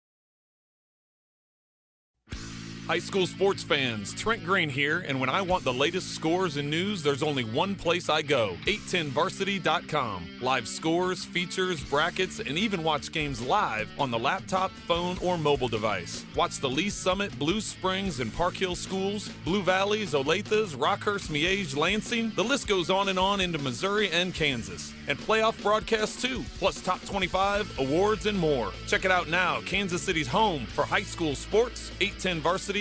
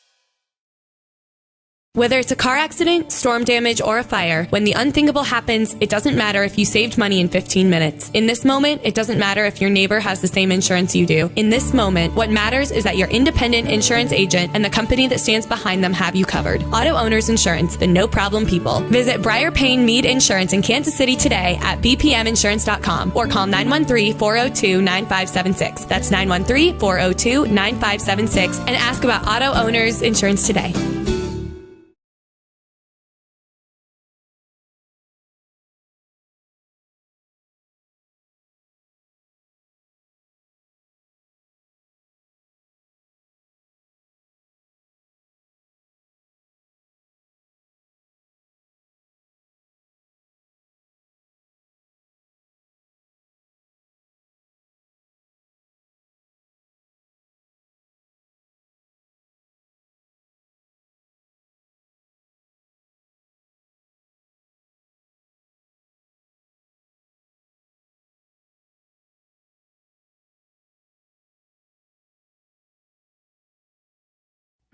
High school sports fans, Trent Green here, and when I want the latest scores and news, there's only one place I go, 810varsity.com. Live scores, features, brackets, and even watch games live on the laptop, phone, or mobile device. Watch the Lee Summit, Blue Springs, and Park Hill schools, Blue Valleys, Olathes, Rockhurst, Miege, Lansing. The list goes on into Missouri and Kansas. And playoff broadcasts too, plus top 25, awards, and more. Check it out now, Kansas City's home for high school sports, 810varsity.com.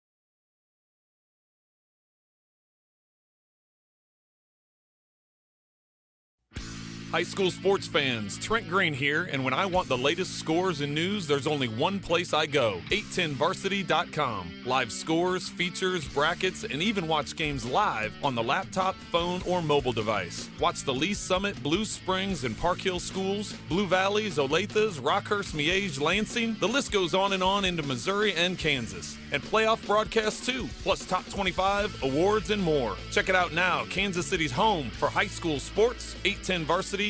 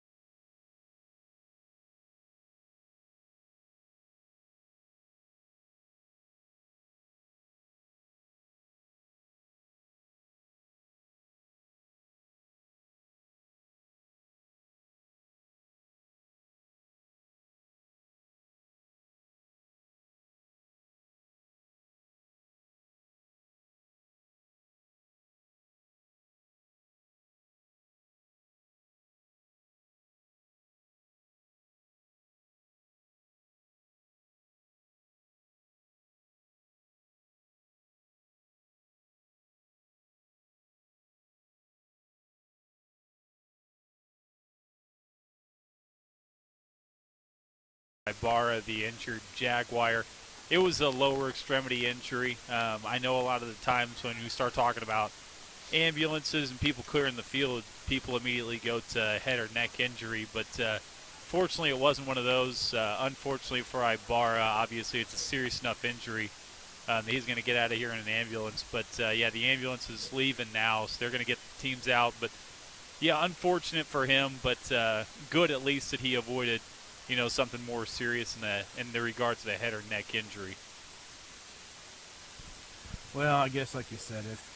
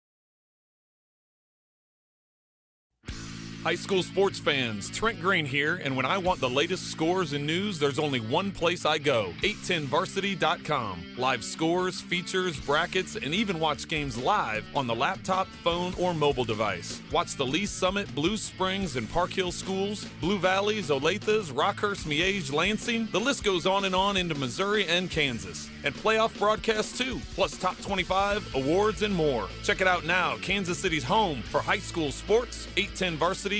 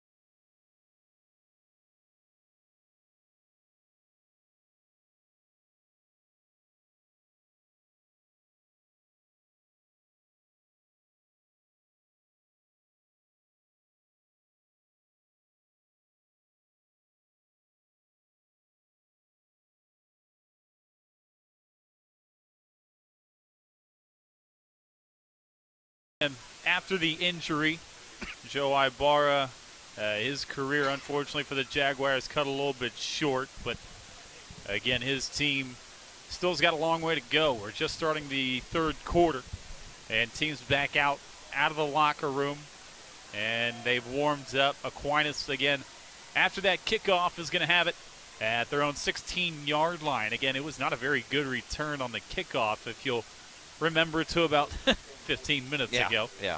But here comes Aquinas, and Tate Raboyne, he's a little bit banged up in that first half, is going to make the long jog out to the far hash and into his huddle. And he threw 2 touchdowns in that first quarter. Looked good through the air, did Raboyne. Yeah, and if you're Aquinas, just continue to do what you do. Run the ball effectively and play action. Don't have to get really fancy with a 20-0 lead. Raboyne under center is going to open up by giving to Tank Young behind right tackle, and he pushes the pile forward across the 22-yard line, give him 7 yards on first down. And remember, for those just joining us, Tank Young didn't go through the pregame warm-ups and was a little bit gimpy in that first half, but still managed to get 79 yards rushing and get in the end zone once. Interesting to see how much, if they continue to lead the game here, how often they utilize him, because you want him healthy for those last 2 playoff games. Call it 6 yards, 2nd and 4 for the Saints, up 20-0 in the opening moments of this third quarter. Tank Young had 1 touchdown in that first half from 4 yards away. Is going to get the call straight up the middle, dodges 1 man, and he's got a first down near the 34-yard line. Nice explosive run. Haven't had to see that. A lot of what he's been running tonight's been to the outside, having to try to cut it upfield. That one was just a straight off right guard, and we're going to run right behind Jaden Roberts and Tommy Tholen, and they opened up a nice hole. Of course, Jaden Roberts, again, if you're unfamiliar with his story, only a sophomore, 6'5", 340. He is going to be one of the best offensive line recruits we've had in the Kansas City area in a while.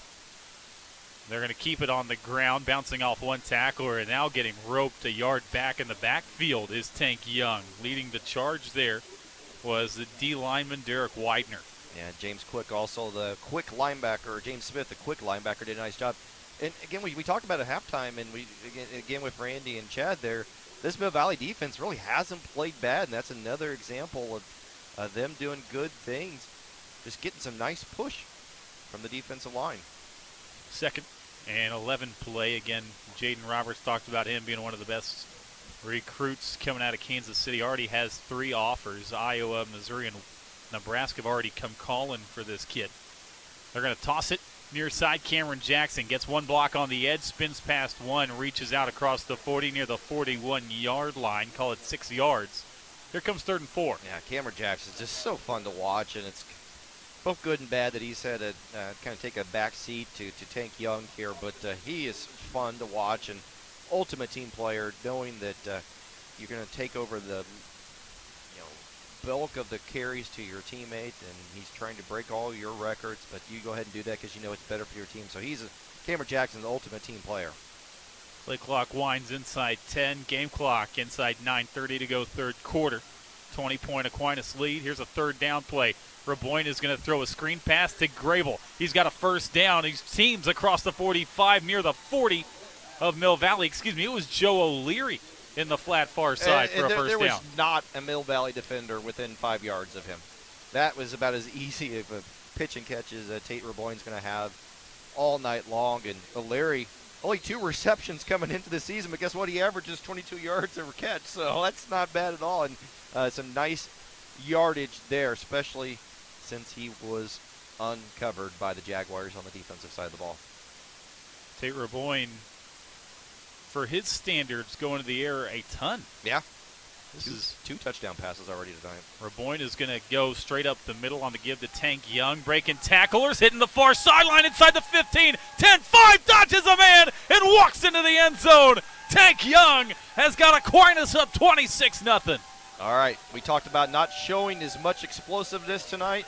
Right there, that's the first huge explosive play that we've seen Tank Young. He's not 100%. He's kind of gimpy, limping back here, coming back to the sideline. But, as we said earlier, a 75%, 80% Tank Young is still better than most of the running backs that Mill Valley has faced all season long, and possibly the entire state of Kansas. He's playing hurt tonight, but guess what? Playing hurt, and has his team now up 26-0. O'Leary on for the extra point kick, hold down kick on the way, and that is through. 27-0. Tank Young tacks on another from 40 away. All Aquinas on your Sports Radio 810 High School Football Game of the Week. Checking from Community America gets you closer to the game. Is there any better way to get closer? Hey, man. Go long.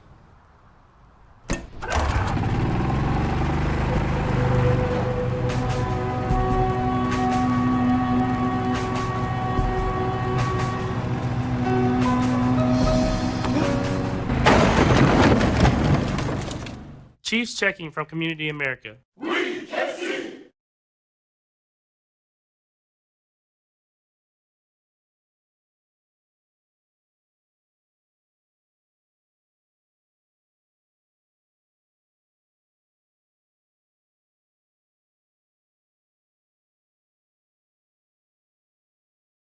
Plus a lifetime powertrain warranty and more money for your trade. Adams Toyota, easy to get to on Northeast Colburn Road in Lee Summit or online at adamstoyota.com. O'Leary's kick is going to get knocked down by the wind at the 5-yard line. Here comes Cameron Young near hash mark. Hits it out to the sideline across the 30-yard line. He's dumped down right there.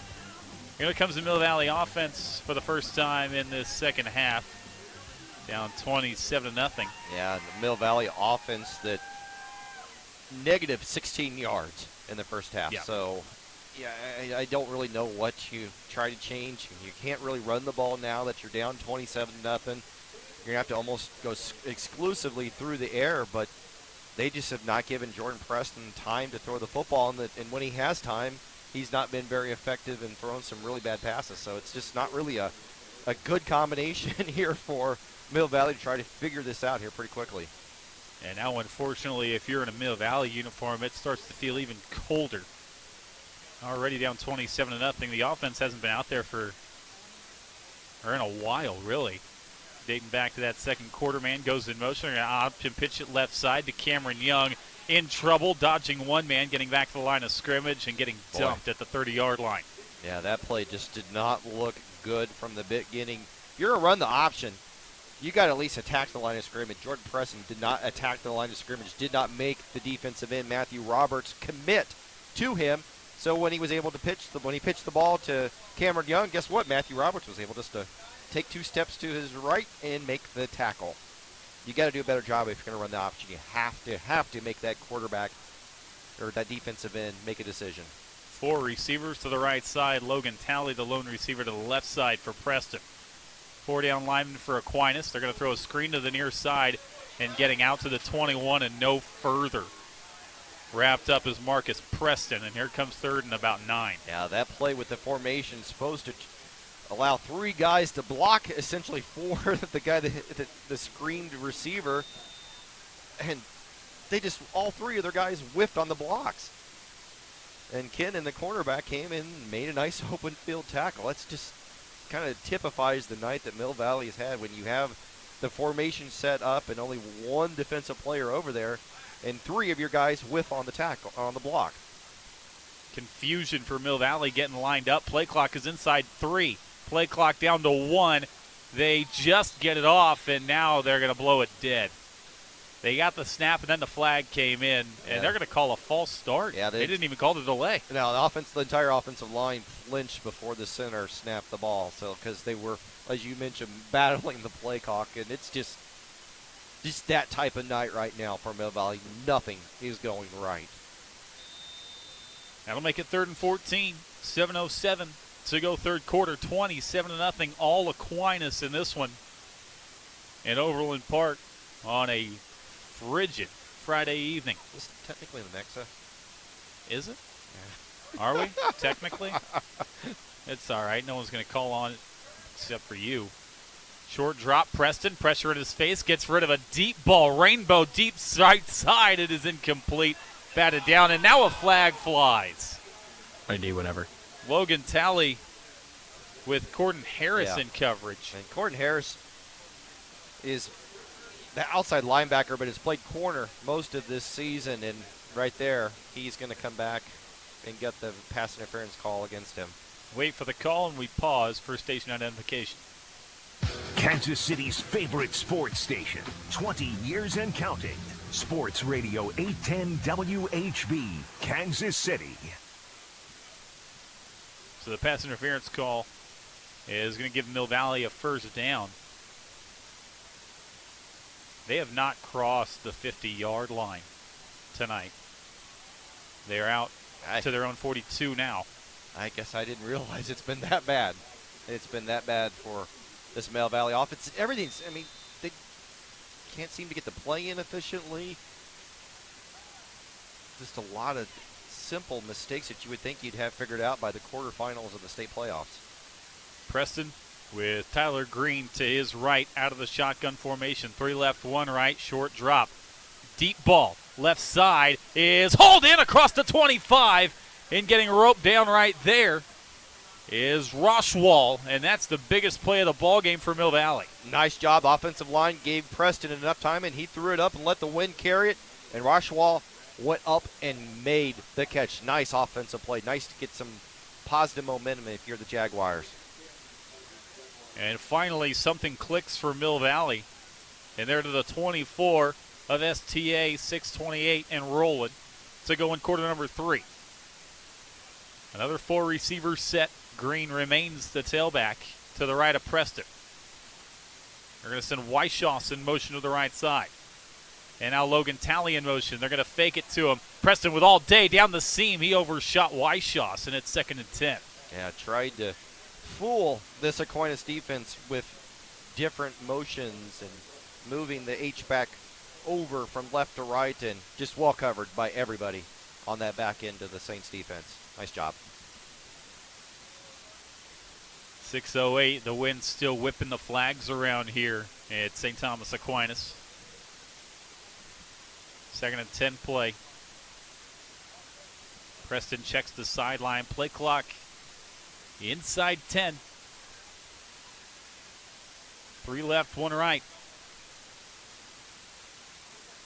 Blitz on the way. They're going to screen it out right side, and Green is dislodged from the football. It'll be 3rd down. Zach Goodian separating Green from the ball. He is going to feel that tomorrow. And Goodian, he's played great. Every game we've had him this season, it's our 3rd Aquinas game that we've had this season, and he has made big hits like that every single time.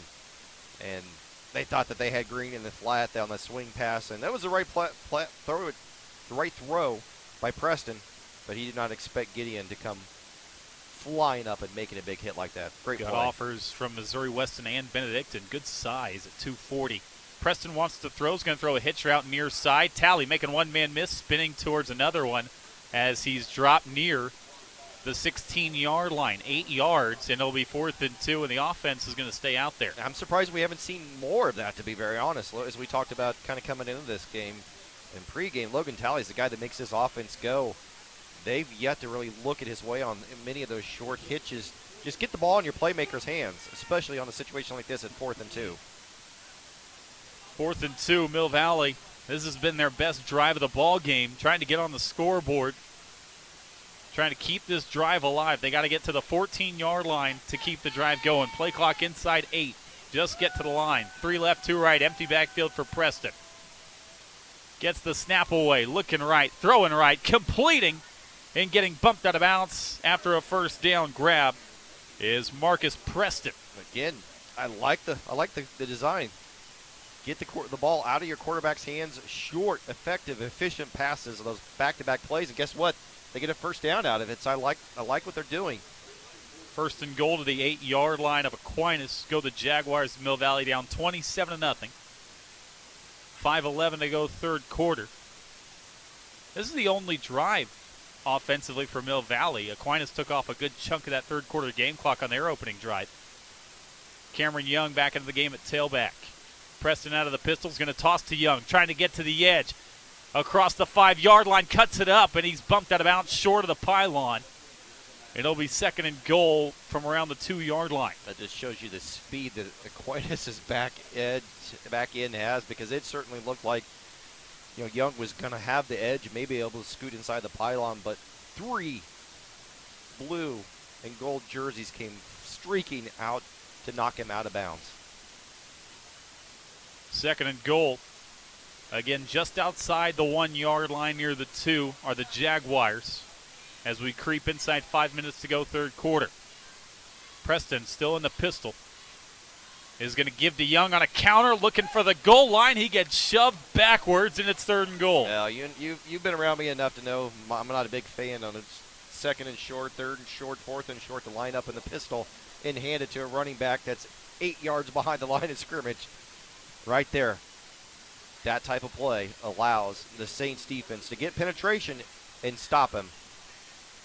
Ball sits at the 1-yard line, 3rd and goal. Obvious 4-down territory. And again, they will go out of the pistol.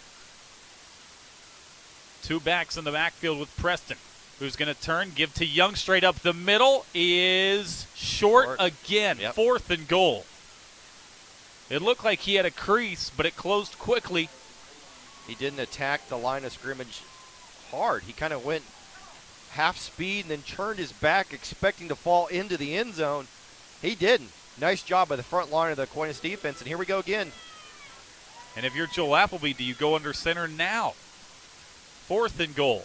You did on first and second, or second and third. I don't know why you wouldn't have. Taking their time. Play clock is inside 6. Got to get to the line. They finally get set up.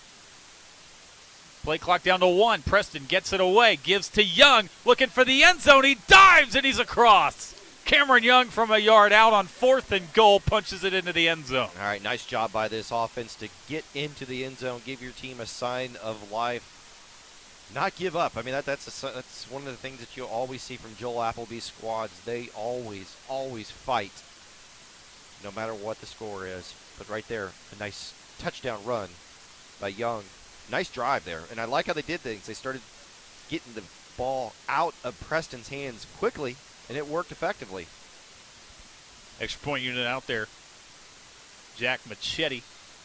His kick is up and through. 27-7 Jags on the board after the Cameron Young 1-yard touchdown plunge on your Sports Radio 810 high school football game of the week.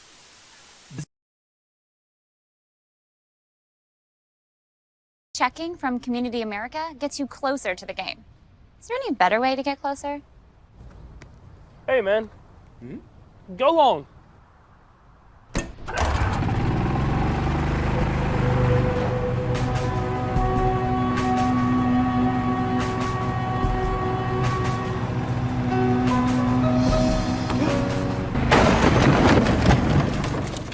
Chiefs checking from Community America.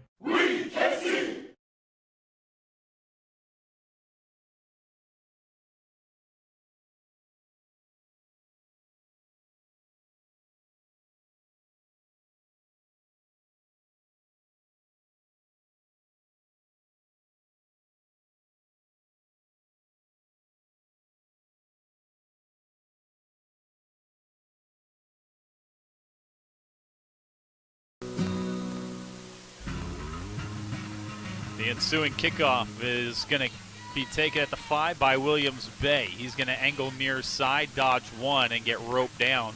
Shy of the 20, near the 18-yard line.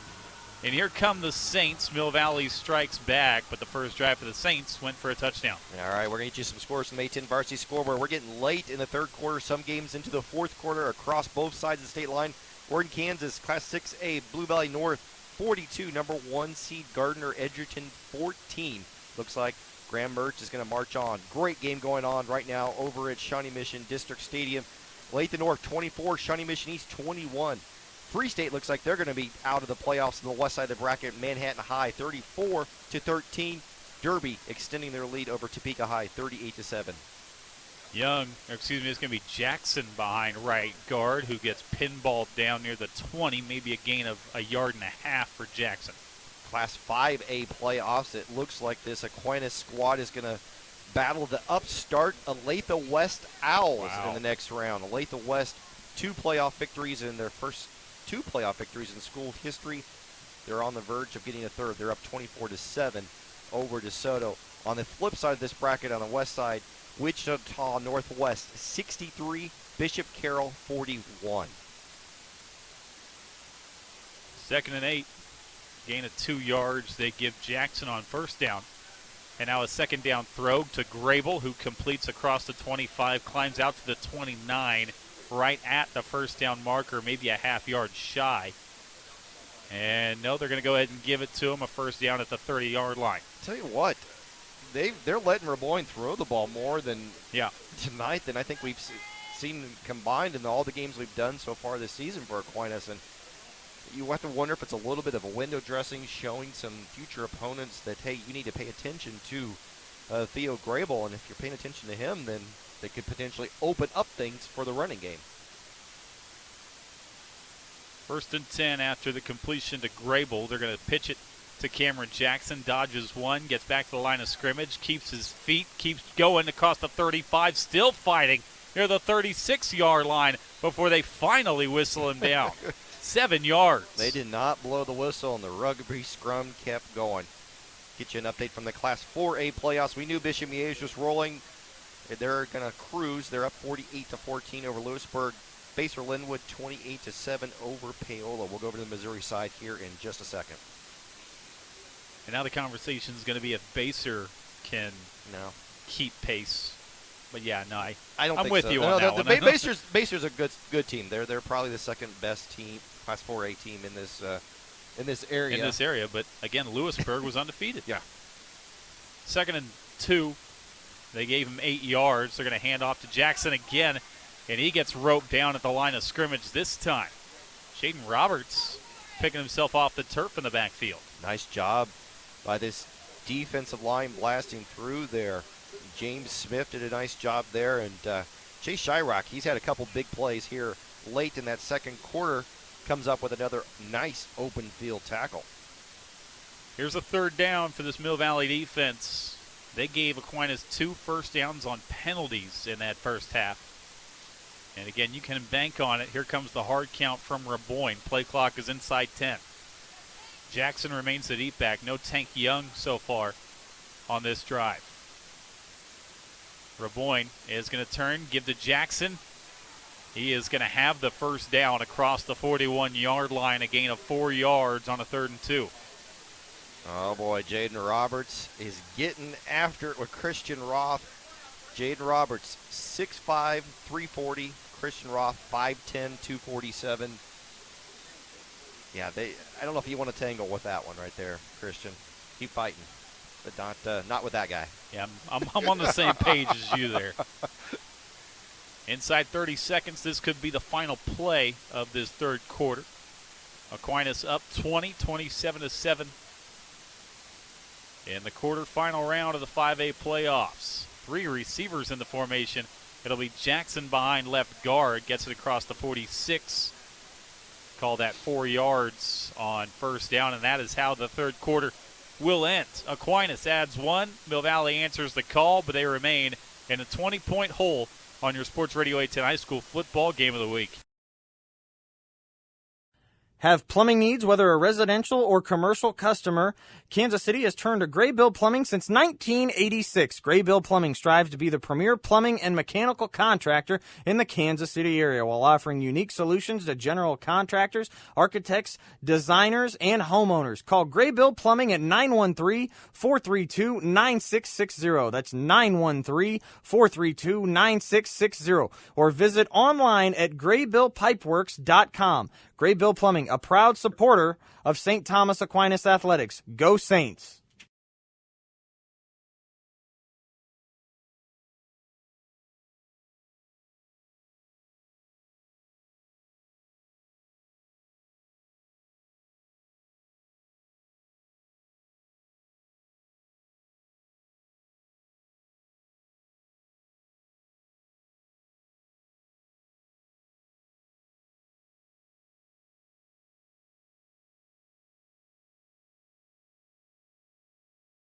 From St. Thomas Aquinas.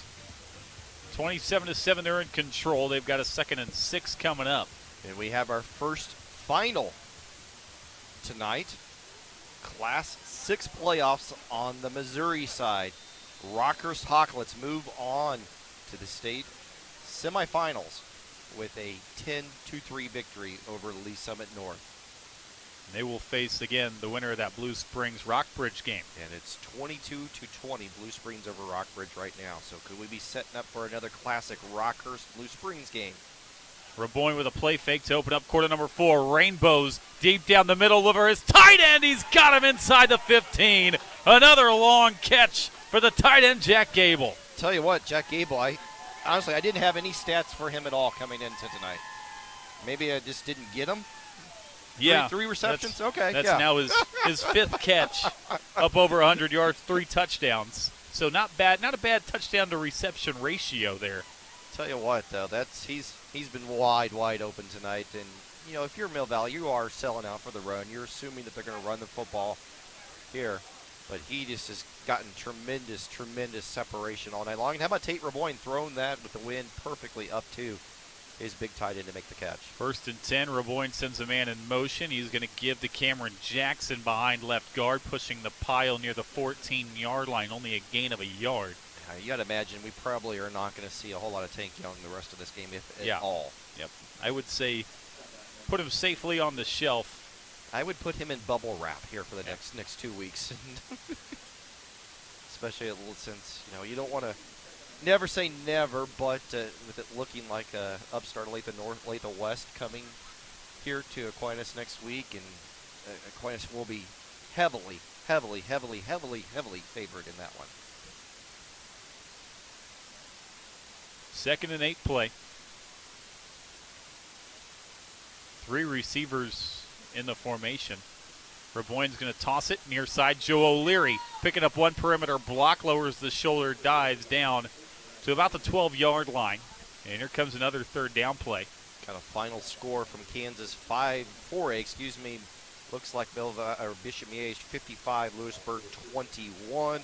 Manhattan High is continuing to just put it all over Free State. It's a shock. That is a shock. I thought Free State was going to be maybe the team that came out of that west side of the bracket. They just had so much talent. Just to see them getting manhandled 41-13 by a much better than we thought Manhattan High team.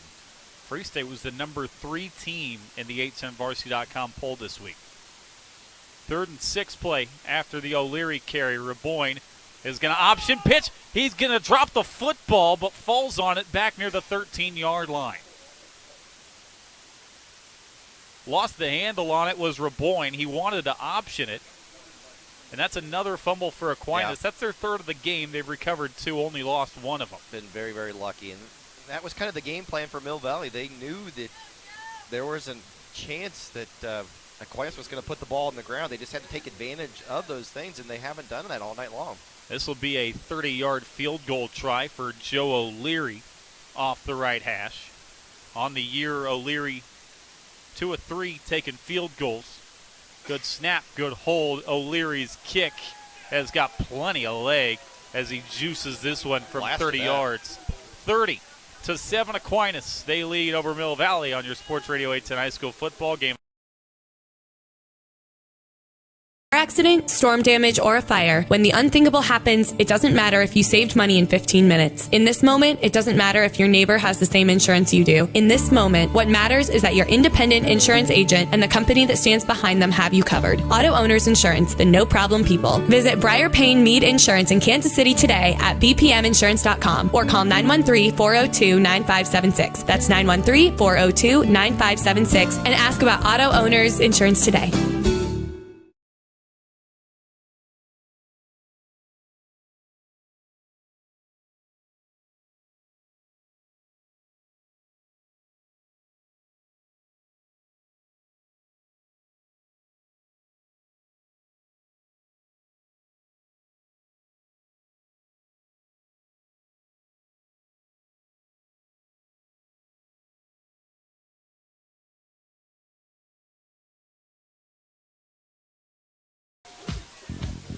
The kickoff is blasted through the back of the end zone. Joe O'Leary showing that strong leg.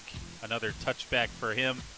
And here comes the Mill Valley offense down 30-7 in this 4th quarter. All right, some other scores. Missouri Class 6, Blue Springs looks like they're on the verge of setting up that battle with Rockers. Blue Springs has now added 2 points to their score. They're 29-20 over Rockbridge. Down in Class 5, Fort Osage looks like they're about to wrap up Belton 28-7.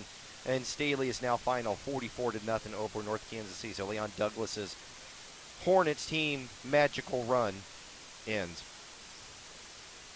So Mill Valley 1st and 10 off their own 20 after the touchback. Preston sends Tally in motion to the right side, fakes it to him. Hands to Green inside, who gets across the 20-yard line. Minimal gain, maybe a yard. Got some other great games going on. Class 4 playoffs in Missouri. Smithville 27, Platte County 21. That's a heck of a one.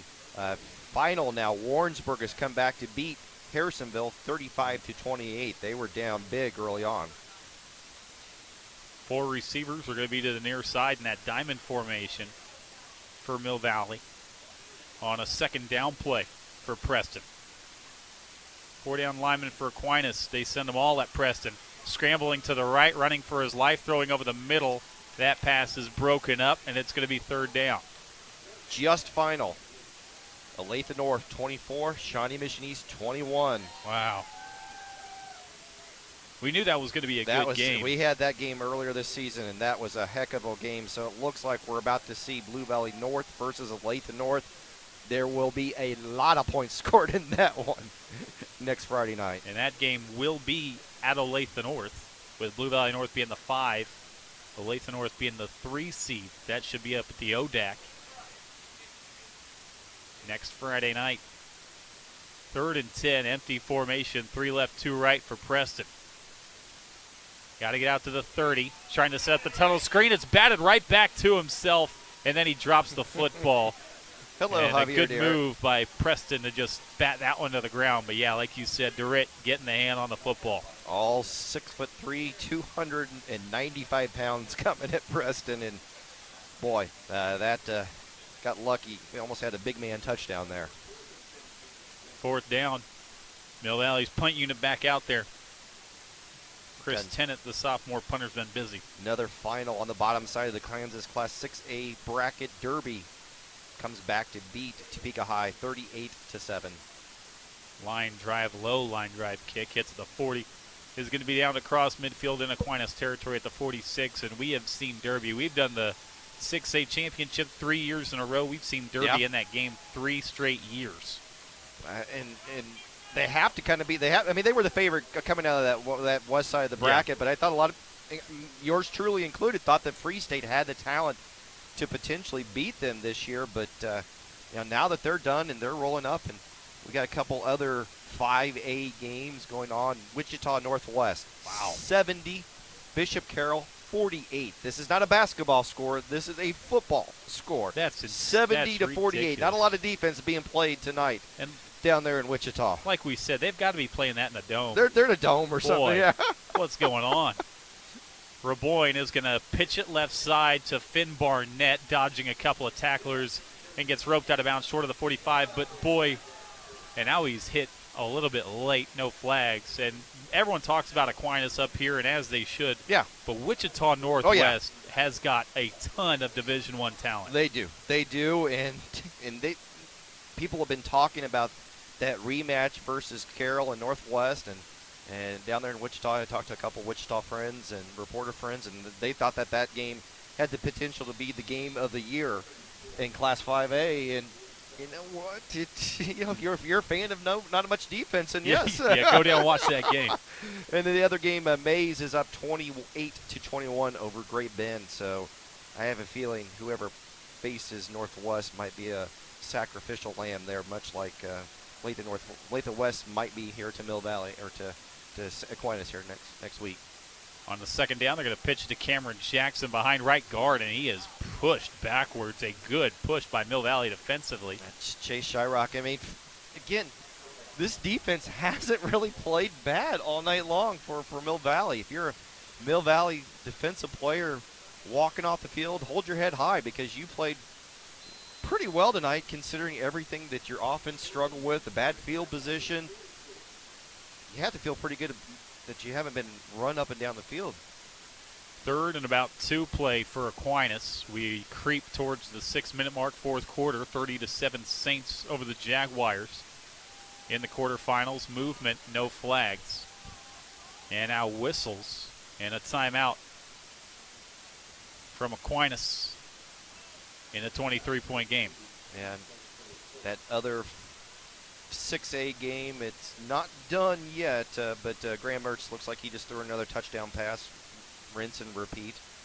They're up 49-21 over Gardner Edgerton late in the 4th quarter down at Gardner Edgerton. That's going to end, we've talked about Gardner Edgerton. We never got to see them in person this season, but what a magical season for Ryan Cornelson's team.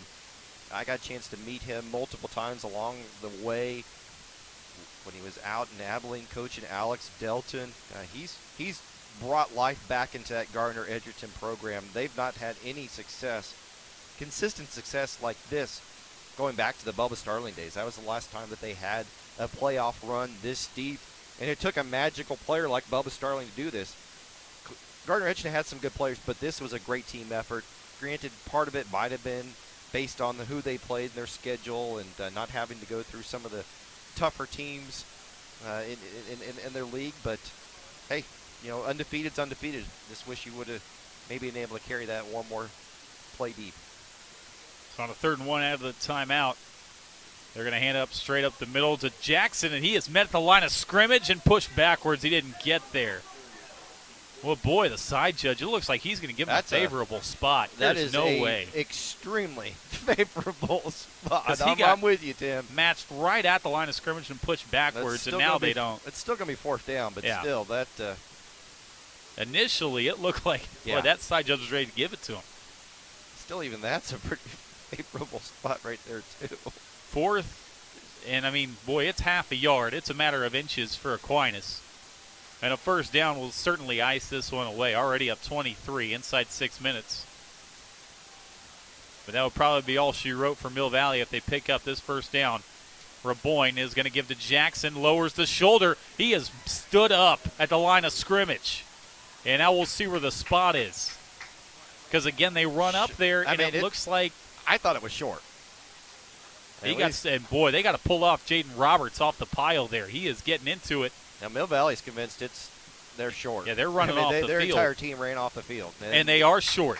And that, you know what? And if you're Mill Valley, that's a great job. I mean, that's a great job by this defense. Not a lot has gone right for them, but to be able to stop them on that 4th and inches, comes up and makes huge plays. And I will say this. If your defense is able to stop Mill Valley here, if you're Aquinas, I may keep Jaden Roberts on the sideline because we've seen it multiple times now tonight. He has got into it with people from Mill Valley. And, I mean, at this point, you're up 23, getting late into the 4th quarter. If you get a stop, I think you keep him and some of this other offensive line on the sideline. I agree. I'm with you on that one, Tim. Just stay out of trouble at this point in the game. 5:33 to go. Aquinas looking for another stop. Mill Valley trying to add to their 7 points. Pump and go. Preston for tally down the near sideline is knocked down and incomplete. And again, it was Corden Harris in coverage. Great coverage. And to be very honest, if he's not throwing that ball into a 20-mile-an-hour strong wind, it might be a touchdown because he did have Harris beat on the stop and go. Again, we've been talking about that wind all night. You can have the strongest arm, but that wind is knocking down everything. It's been knocking down punts. Even Graham Birch might have trouble throwing the ball into that wind right there. You might have trouble throwing it. I know I would, but Tally had him beat. 4 right, 1 left. Preston looking right. It's going to set up the screen for Tally. He's overshot his man, and it's 3rd down. We've seen that twice now from Preston, where he was too high on that screen pass. Yeah. Well, they're going to call it. Yeah, they're going to call it incomplete. They really look for a second like they were checking to see if it was a lateral. But yeah, you're right. I mean, that's just fundamentals as a quarterback. You got to plant your feet and get your throw motion and complete the mechanics. And he didn't do all of that. He just did part of it. Got his feet planted, but did not complete the mechanics and left the ball high. So on a 3rd and 10 play, Preston wants to throw. Pressure from his backside, stepping up, and he gets pinballed down at the 39. Gets hammered between a couple of Navy jerseys, and it's 4th down. Good job by the pass rush. Multiple defensive players get in there and make some nice plays. Boy, the pass rush for Aquinas has been relentless throughout the night. Riley Hilger, the backup defensive end to Matthew Roberts, is going to get credited with the sack there. And again, we talked about another guy, Ben Turley. He had a party in the backfield in that first half. And it's going to be 4th down, and Mill Valley's probably going to have to go for it here. 4:58 to go in the ball game. And you look ahead, obviously Aquinas will go into a game with an Olathe West team that is an 11-seeded Olathe West team. Has made a great run, and you're going to praise them and everything throughout the week, but then they're going to run into a juggernaut in Aquinas. It'll be the David versus Goliath matchup. I mean, and the question, and this, I guess that's why they play the games. You just never know. You just never know. But every box, you look at every matchup.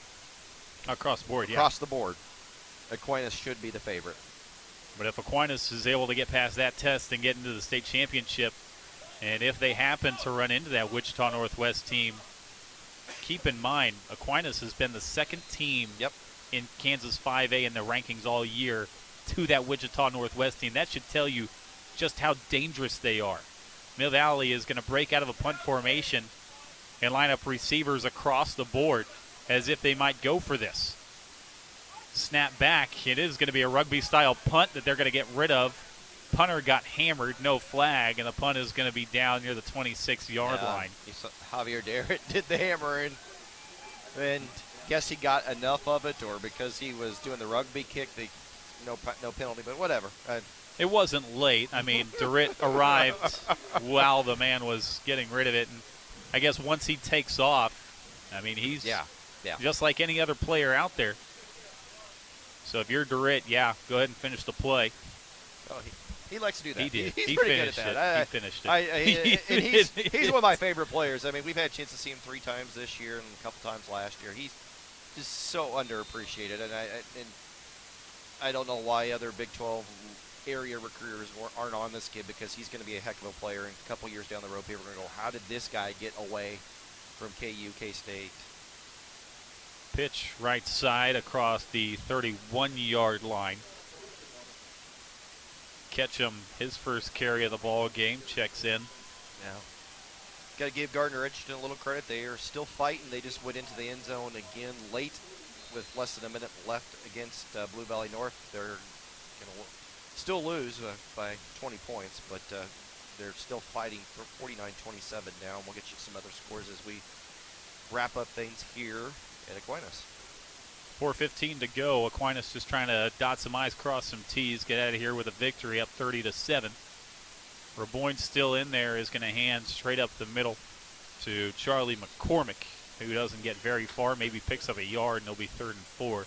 Keep refreshing the scoreboard, assuming to see another 20 points scored in that Northwest Carroll game. Probably. And sure enough, it is now 77-54. That's unreal. That is unbelievable. Wichita Northwest Bishop Carroll. And that is not a basketball score, everybody. That's 77-54. They must have traveled out of state for that one. I'm going to have to find that tape. What is going on? That's going to be that's unreal.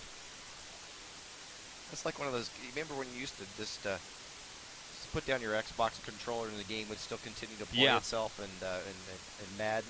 That's like one of those types of scores. Finn Barnett in a foot race across midfield. He gets chased down out of bounds near the 46 of Mill Valley. Another first down on the ground for St. Thomas Aquinas. All right, some finals now in the 4A playoffs, all of them final. Mission BH 55-21 over Lewisburg. Baser Linwood 28-7 over Paola. The McPherson Bullpups 62-28 over Arc City.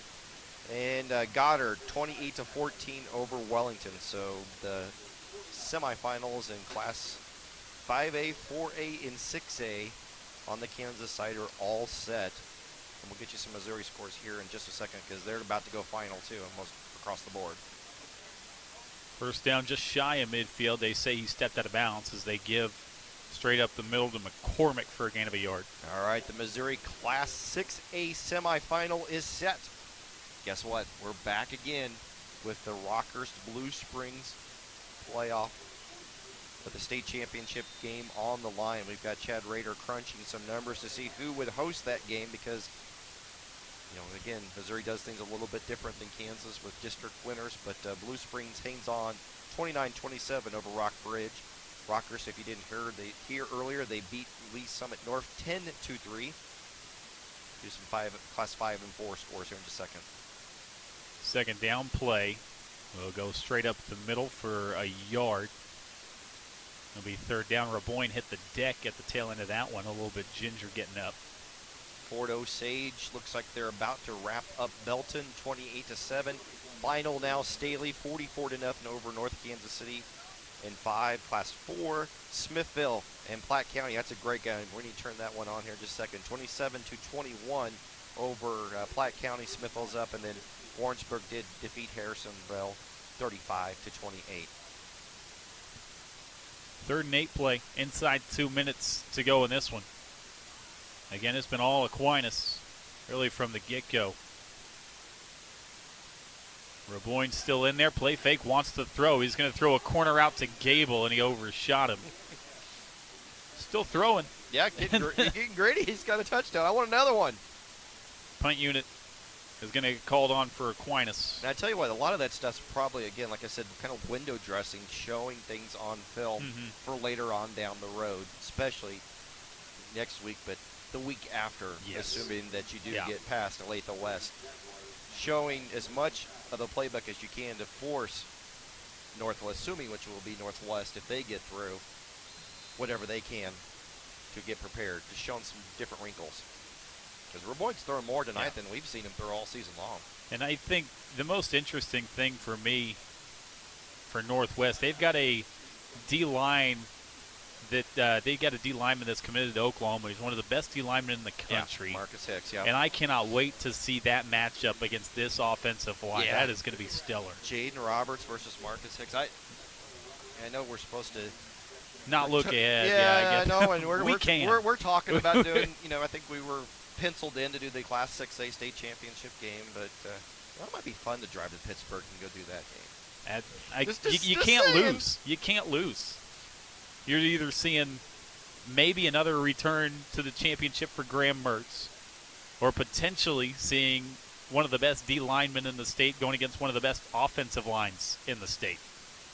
Either way, I'm not going to complain. Yeah, we could go to Pittsburgh and get some good chicken too. I mean, You're buying, I would assume. I'll buy, yeah. I know we're not going to get Papa John's. That flew out the window this year. We've been begging for that all year long. Punt unit on a high, beautiful punt, hits inside the 5 and skips up into the end zone. And Mill Valley will come out one more time, 1:38 as they go in the ball game. Well, if you're Mill Valley, do something, try to finish on a strong note. Obviously, you're not going to beat your rival, and the good things happen. Whoever wins this game, as we talked about in pregame, the winner of this game goes on and last 3 years have played for the state championship, and you have to like the chances for that to be a fourth time. 2 timeouts remaining for Mill Valley. And again, this is going to be the end for a lot of high school football careers for a lot of those Jaguars, including guys like Logan Talley, the quarterback Jordan Preston. Cameron Young, being guys that played on state championship teams, and Talley and Young. Preston is going to throw a deep out route and complete it on the perimeter to the 25-yard line. Connects with J.C. Zukowski, another senior. A lot of seniors, especially on the defensive side of the ball. Yeah, Eli Midyet, another guy that played a big part last 2 years ago, state championship run.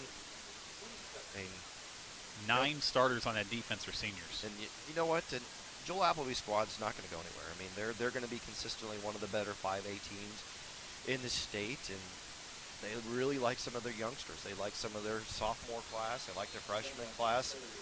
Their 8th grade team apparently has been undefeated for years now. So that's how you build. That's how you build great programs. You start from the little ones and get them playing together in the middle schools, running the same types of offense that you run on the high school level. So yeah, I mean they're not going to go anywhere anytime soon. But certainly, this is a well-deserved and well-earned victory for Aquinas. They did everything they needed to do tonight and put it away. Cameron Young picks up a first down on the ground. And now they're going to go empty set on a first down play. 1:10 to go in the ball game. Preston, shotgun snap, looking left, now looking back to the right, throws a hitch route and completes it shy of the 35-yard line. Clock continues to run inside of a minute now. We're a lot of finals across the board, but still game going on in Class 4 in Missouri, Smithville, Platte County. A great small school battle up in the Northland. Smithville just went up 33-21. That game is with 1:06 left, so it looks like Smithville's going to advance on to the semifinals. That's a great win for Smithville. The Warriors have kind of been in Platte County's shadow and Kearney shadows and all those other Northland team shadows for years. But Smithville's going to get a nice victory and march on, especially going into Platte County. That's a tough place to play, too. Yeah. You know that. That's a great atmosphere. Out route is completed for a first down to Wittenauer, and now we're to 26 seconds to go in the game. Only a couple plays left, and it'll be Aquinas that survives the bitter cold here tonight. Again, at kickoff, it felt like 12 degrees, and obviously it only got colder as the night's gone on. Preston, short drop, is going to look left, throw left. Ball is batted down, incomplete. It'll be second down. That was kind of funny at halftime. The stands kind of cleared out, and I was like, boy, I thought there were a lot more people here. And you found out everyone was hiding in the bathroom. Both men and women's restrooms were overflowed with people not using the restroom, just trying to stay warm. Yeah, I tried to get in line. They're like, oh, no one's actually using that. Yeah, go ahead. It's an express pass, kind of. That was cool. Yeah, I just checked in my watch. It's 20 degrees, so that's good. Yeah, it's not gotten any warm already. 21 seconds to go. Preston connects to Talley on the right side, throws his stiff arm, and still fighting. Gets out of bounds, shy of midfield to about the 48-yard line, and stops the clock with 15 seconds to go in this game. Aquinas, they turn the page. They will take on Olathe West in the semifinal round. Mill Valley is going to finish the season with a 7-4 overall mark. They put together 5 straight wins coming down the stretch here before this loss tonight. And now for Aquinas, they are going to make it 4 in a row over their crosstown rival Mill Valley. Preston connects to Talley left side. He has got the first down. Lowers the shoulder, keeps driving across the 40 of Aquinas. Look at the fight. I like that by Talley. 4 seconds. And, yeah, give him a round of applause, and he does from the Aquinas crowd. Logan Talley fighting till the very end. That's the type of player this kid was his entire career. He's going to be missed over there in Western Shawnee. And they'll roll the clock. Inside 2, inside 1. Preston is just going to get the snap off. Rainbow's deep left side. It is going to be caught inside the 5. Thrown out of bounds is J.C. Zukowski, and that is how this one ends. Aquinas, another impressive victory, 30-7 over the Jaguars of Mill Valley. Their offense continues to light it up, and their defense continues to absolutely shut offenses down. They go into a semifinal matchup with Olathe West, and again, they'll be at home as they remain undefeated. Your number 1 ranked team in the city, living up to the billing in the quarterfinal round. For Jeremy Crabtree, I am Tim Spurrow, wishing you a good Friday night. They have got all your post-game coverage coming up on Sports Radio 810.